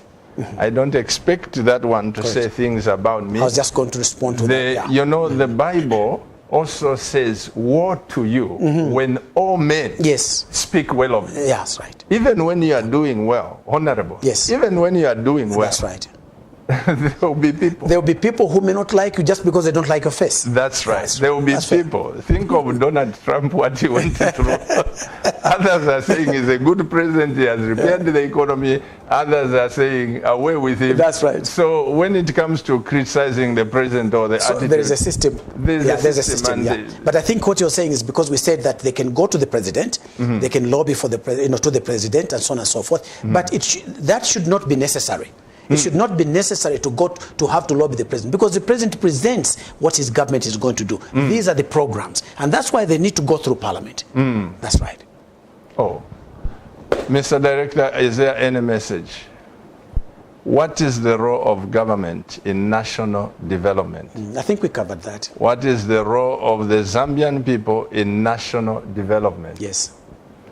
Evening, Honorable. If PF decides to pick you as their presidential candidate in this year's general election, would you agree? Let's start with the last one. Okay, all right. Well, let's answer the last one. At the moment, there are certain commitments that I have, which are already on my program. And those assignments do not include presidential candidature. That's right. And the second one, what is the role? Yeah, the role of the citizens. Yes, citizens in development. Basically, is to contribute, and this I think is a very important issue, Pastor Chiluba. In that, what happens at Parliament is that when the bills are presented, when programs are presented, committees of Parliament that are responsible for those aspects, they invite the public. Usually, yes, they do. They invite the public. Usually through their organizations, NGOCC, ZNFU, who are experts in their respective areas. But how come I've never been invited? Well, because they have not been raising issues to do with morality and Bible and agriculture. No, but you can agriculture and other things. You can do that. You can, in fact, you can write to the speaker or to the clerk and say, I would like to attend, because they are normally advertised. Okay. They are advertised to say the Parliament will be sitting, these committees will be sitting for this period of time, and these are the topics that they will be doing. And when that particular topic comes up, they advertise again. So you can then go say, I would like to attend that. Exactly. If not to give evidence, all right, or to give a proposal, or to, we normally call you witness, you give information about a witness, it would be that you are coming to listen. Now, one of the things that as a country we've not done, and I've been pushing for this because it's a very important way, is what we call the Parliamentary Week.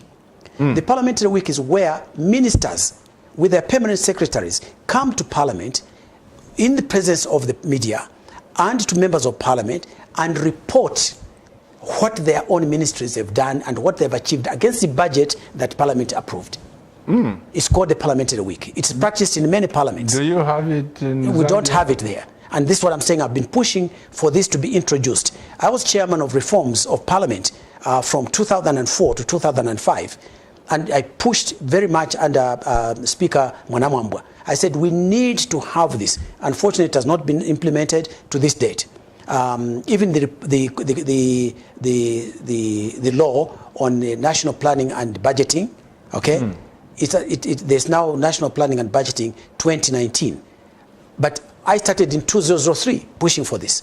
So unfortunately, things in government take a long time. So who would you blame for this inertia?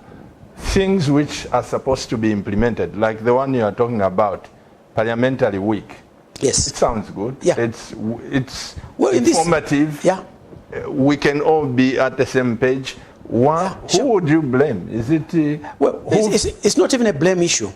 It's really up to the the proactiveness of the speaker, proactiveness of the support team he has. The clerk is supposed to be very instrumental in this because he or she sits looking at the reports that are coming from the committees. And normally a clerk of the National Assembly will have served in these committees, and she knows or he knows what takes place there. So it's just failure sometimes, even the governments themselves not wanting a particular thing to be implemented because it means they are accountable.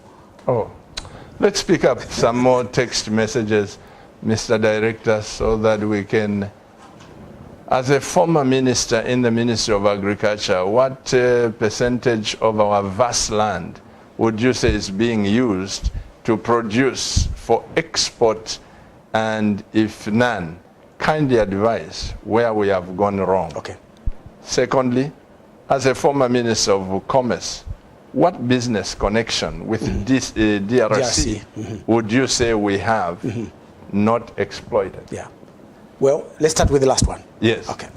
This was the biggest failure that I had, was not to be able to get agreement with the Congolese. Unfortunately, it was not because we did not make the effort. I went to DRC twice to pursue this, because for me, I considered that the DRC, especially Katanga province, was our biggest market. And you see, I was very hurt as a planner for the President Sata to see trucks coming from South Africa going into DRC, into Katanga, and we were not taking advantage of that. Okay, so I went to DRC twice during the time that I was minister to try and get agreement. Unfortunately, 3 ministers changed, and we never made any progress with DRC. So it was my biggest failure, not because I didn't make the effort, but because we did not succeed. So we have not exploited that opportunity, and you're absolutely right. We should take full advantage of that, whether it is to do with cement, whether it is to do with lime, whether it is to do with goats, whether it is to do with cooking oil, whether it is to do with reagents. This is our best market for Zambia, whether it's mealie meal or this. In fact, we should never even have national service stopping people from sending their produce. In fact, when I was minister, we had found space at Kasumbalesa at which we were going to put warehouses so that the people from Congo could just come into our area and just buy whatever they wanted and clear it through the customs and get back to to Congo. So you're absolutely right. We should take full advantage of that market and also now we've got the Africa the Africa continental free trade area, which allows us to charge no taxes and no levies in terms of the sales that take place. But this is going to take a bit of time. So that, in fact, adds impetus to what we are supposed to be doing. And we ought to do a lot more of that so that, Pastor, you can be able to send not maize, but mealie meal, because we'll have added value. And not only that, Honorable, because what we call, from the time of our father, Dr. Kaunda, yes, we used to call those people smugglers. Yes. Up to today, we are calling them they smugglers. Should not, yeah. If Zambia had enough maize and mealie meal, yes, that is a source of foreign absolutely exchange. We should not even be... Yeah, and many people may not know this, Pastor. Let me just share this with the people of Zambia. There are 700 trucks that pass through Kasumbalesa every day going to Congo. 700? 700. 26% of that comes from South Africa. My goodness. 21% comes from Botswana. Namibia, and the other 26% comes from Tanzania, going to Congo, DRC. And Zambia. And I'm saying to myself, why do you put national service to stop people from exporting mealie meal? Why do you want to do that? It's ludicrous. So you're spot on. We ought to exploit it more. And I'm hoping that my brothers in government will push for this as much as possible, even if their term of office is coming to an end. So let's go to the second one. Important question. Yes. Bring the first question, please, because this is important, yes. Honorable. All right. The first question. Yes. We didn't answer it. All right. All right. Go ahead. Give us the first question, Mr. Director. The one you gave us. Now, he asked 2 questions. Yeah. If you can find it. He was asking about the land. I remember the question. The land. No, I remember the question. Of Agriculture. Please go ahead. Yeah, no, my mind is very, I understand what he wanted. He was basically saying, how much of the land have we used and what portion has been used for exports? And I'm sorry to say that the only area where we've deliberately wanted to export has basically been that which comes from maize. Now, the bulk of it is from maize.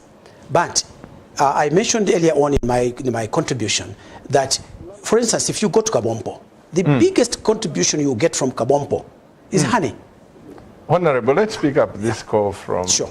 Hello, good evening. Good evening, sir. How are you? Permanently blessed. Who are we talking to and from where, sir? This is Joseph Michelo, calling from within Lusaka. Joseph? Michelo. Joseph Michelo, please go ahead and talk to the nation. Thank you so much, Pastor. I share your passion, and that of Honorable Sichinga, with the fact that we must develop this country for ourselves, but more importantly, for our children. Yes. And their children. Pastor, I also must congratulate you that we're not shying away from addressing the national issues. Right. Yes, sir. My concern, Pastor, is the tribal statements that we have heard, sometimes even from cabinet ministers, speaking hate speech against certain tribes in this country. Now, first of all, Pastor, we cannot develop this country if there are people who are made to feel less than citizens. That's first. Absolutely. The second issue, my pastor, is that, and I know that you've discouraged us from criticizing and all of that, and we're not doing that, but we just say, I think that the president, as the first man, has the first responsibility to speak against the issue of tribalism. Even if the people that are seen to be perpetrating this vice come from the patriotic front. Unfortunately, my pastor, you could remind me, but I have not really heard the president speak against Honorable Kandor when she spoke those words in that particular by-election. We didn't hear the president speak against, another minister, and even the chief government spokesperson.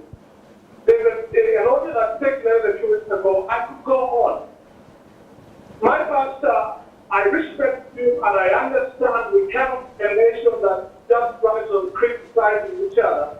But the issue of tribalism is quickly getting out of hand. And you have access to the House. Can we speak against this issue from the highest office? Because all of us must concentrate on the business of developing this country and not the question of, no, my tribe is better than yours.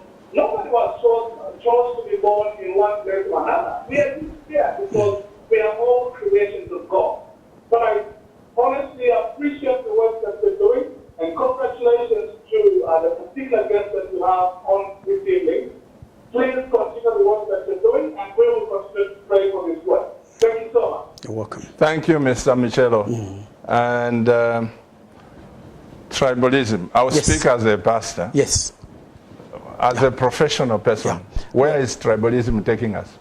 Well, first and foremost, I think I would like to acknowledge fully Mr. Michelo's contribution. I think that's absolutely excellent that he has raised this particular issue. We haven't spoken about it, but it is amongst the many things that you were talking about in terms of the leadership. If you accept positions of leadership, you automatically say, everybody is my responsibility. That's what you say. And especially if you're president. Pastor, we didn't get around to this.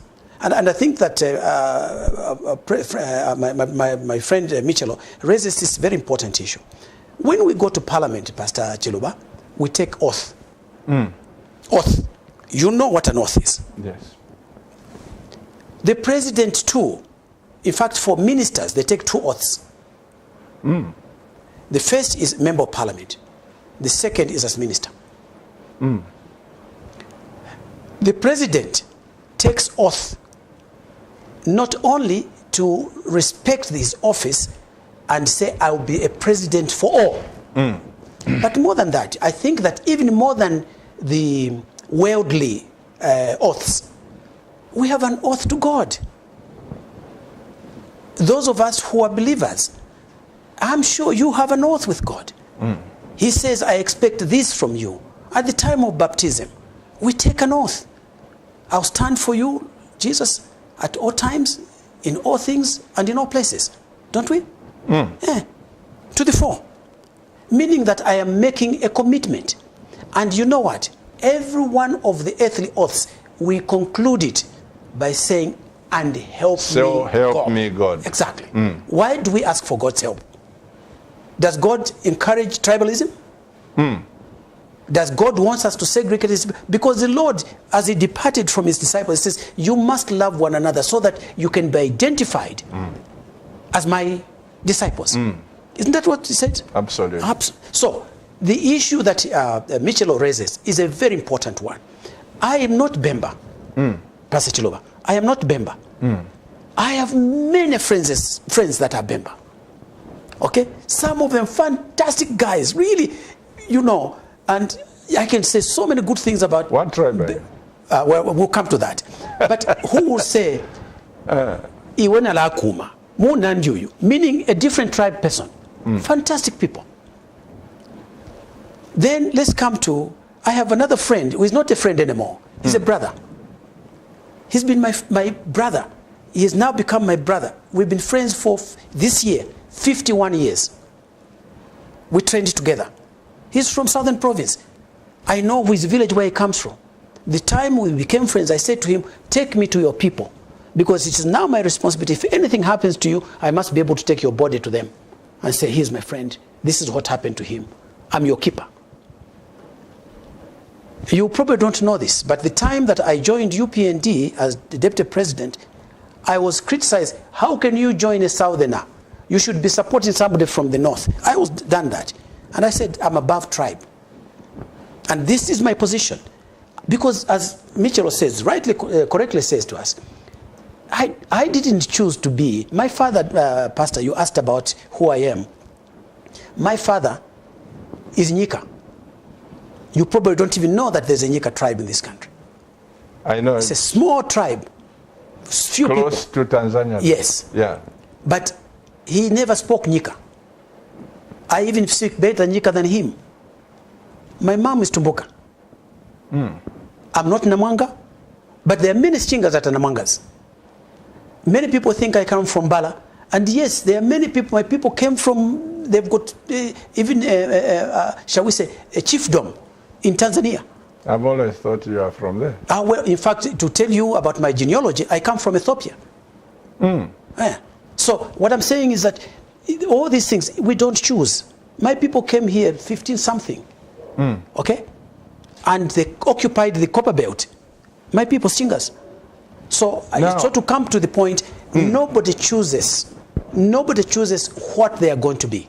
And for me, it doesn't make me any less. But it makes other people feel less Zambian than those that are talking to them. And definitely the president's role, the minister's role, the members of parliament, anybody in authority should never, ever, ever have to talk about another tribe in a disparaging manner. I said I will speak as a pastor. Yes. You know, when you read the Bible, God created nations, boundaries, and tribes. Yes. It's in the Bible. Yes, it is. And when God created these tribes, he didn't say this tribe will be better than the other. That's right. We are all born from the DNA of Adam. Yes. Absolutely. It is the Tower of Babel, yes, which brought this confusion. The changes, yeah, correct. One of my closest friends in life is not my friend now. Yes. Is my brother. Yes. When I'm in South Africa, my children know him as uncle, even his children. Yes. Even before we married, yes, we've been close. He's my twin brother. He's from Western Province. You may want to know this, Honorable. Yes.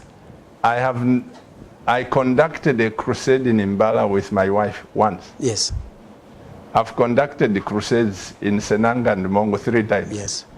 Because he's from Western Province. Yes, yes. And the first thing he said to me was, we call each other twin because we look alike. Yes. He said, my twin brother, when you go to Southern Province, they'll call you 3 names. Yes. You should be aware of this. Number 1, they'll say Mavemba Kimasholi. Yeah. Number 2, they'll say Kimunyokonyoko. If they are very mean, they will say Kimunyai.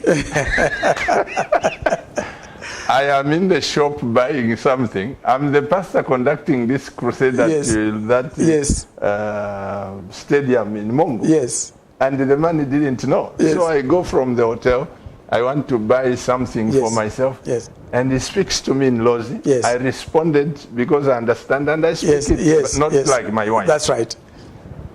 And he says, where are you from? I said, oh, I'm Pastor Chiluba from Bemba. I didn't say I'm Pastor. I said I'm Bemba.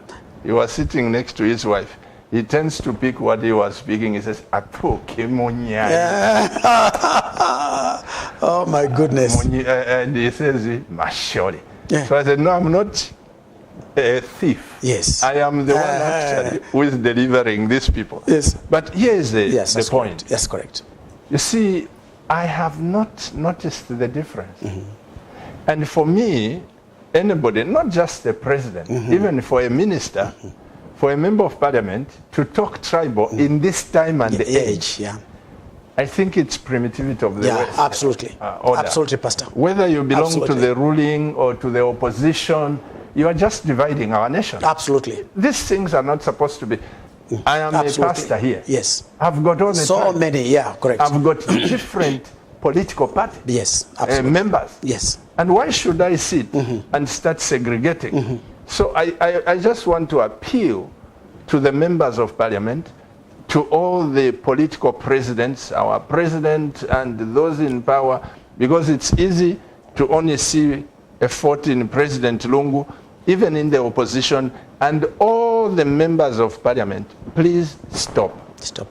Indeed. Tribalism can lead to civil war. Absolutely. And war is easy to start than to stop. To stop it.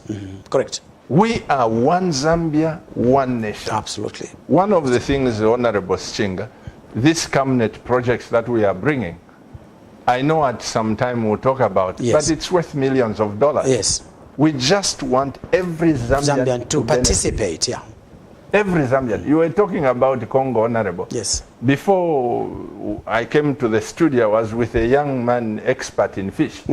He said, Pastor, do you know that the fish we consume in Zambia per week? Yes.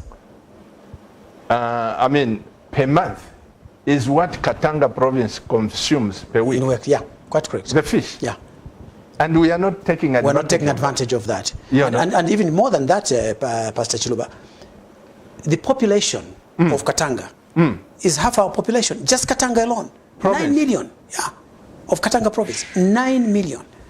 You can imagine what that would do to our country. So, and does it matter who plays the role? And in fact, in my day, coming from schools and universities, you never asked, where do you come from? No. I mean, he's your friend because you like each other. God brings you together.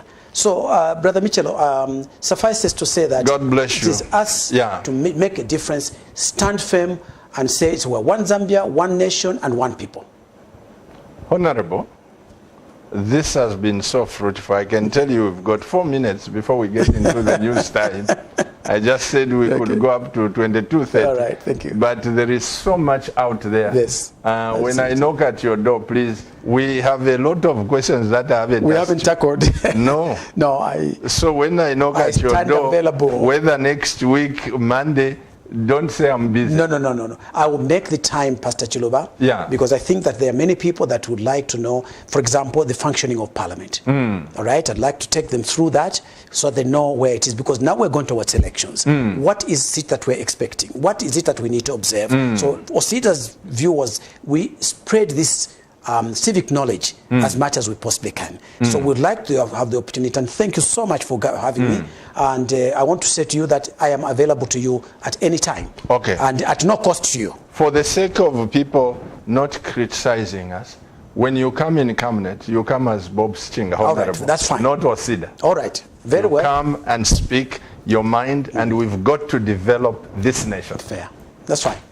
Just like when I come from Eating Wade, I'm not bringing all my deacons or whatever. Let me speak as Pastor Chilo. Okay, that's well. That's Honorable, fine. thank you so much for coming. Your last words to the nation, and may God bless you. Please look into that camera. Right. I think that it's very important for us, and thank you so much, Pastor Chiluba, for having us.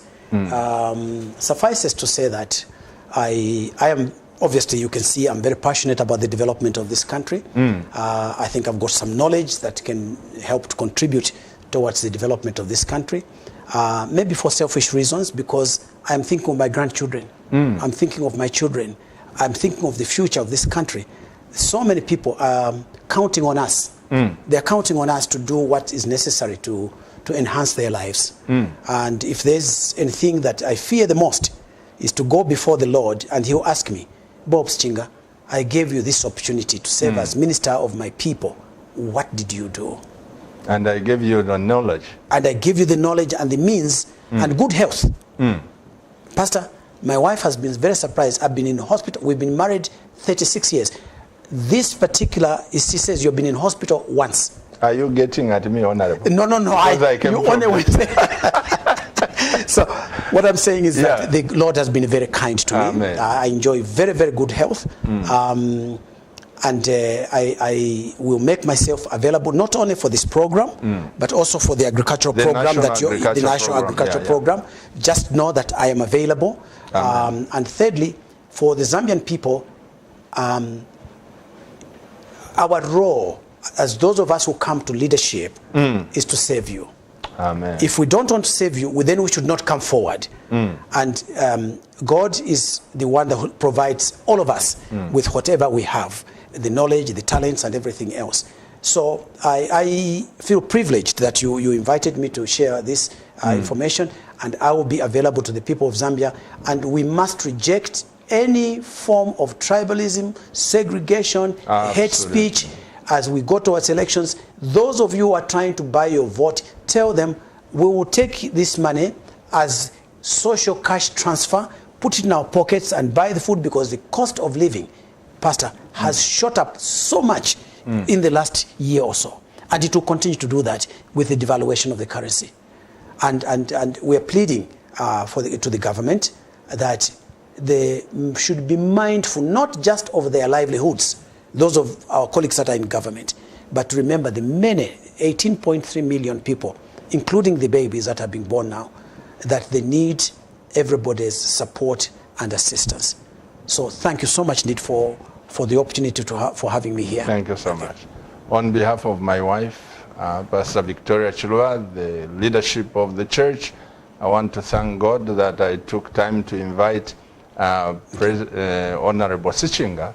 But I can assure you, without tribalism, without political agenda everything, my wife and I, together with Honorable, and from other parties, we will come together and lobby government and make sure that we move as one people. I've been your host, Pastor Moses Chilwa, on National Matters, and my guest, Honorable Sichinga. Keep watching Kamne TV. Remember, Kamne TV is not just another channel. May God bless you. Thank you. Thank you so much, indeed. Thanks for having me. Thank you. Thank you.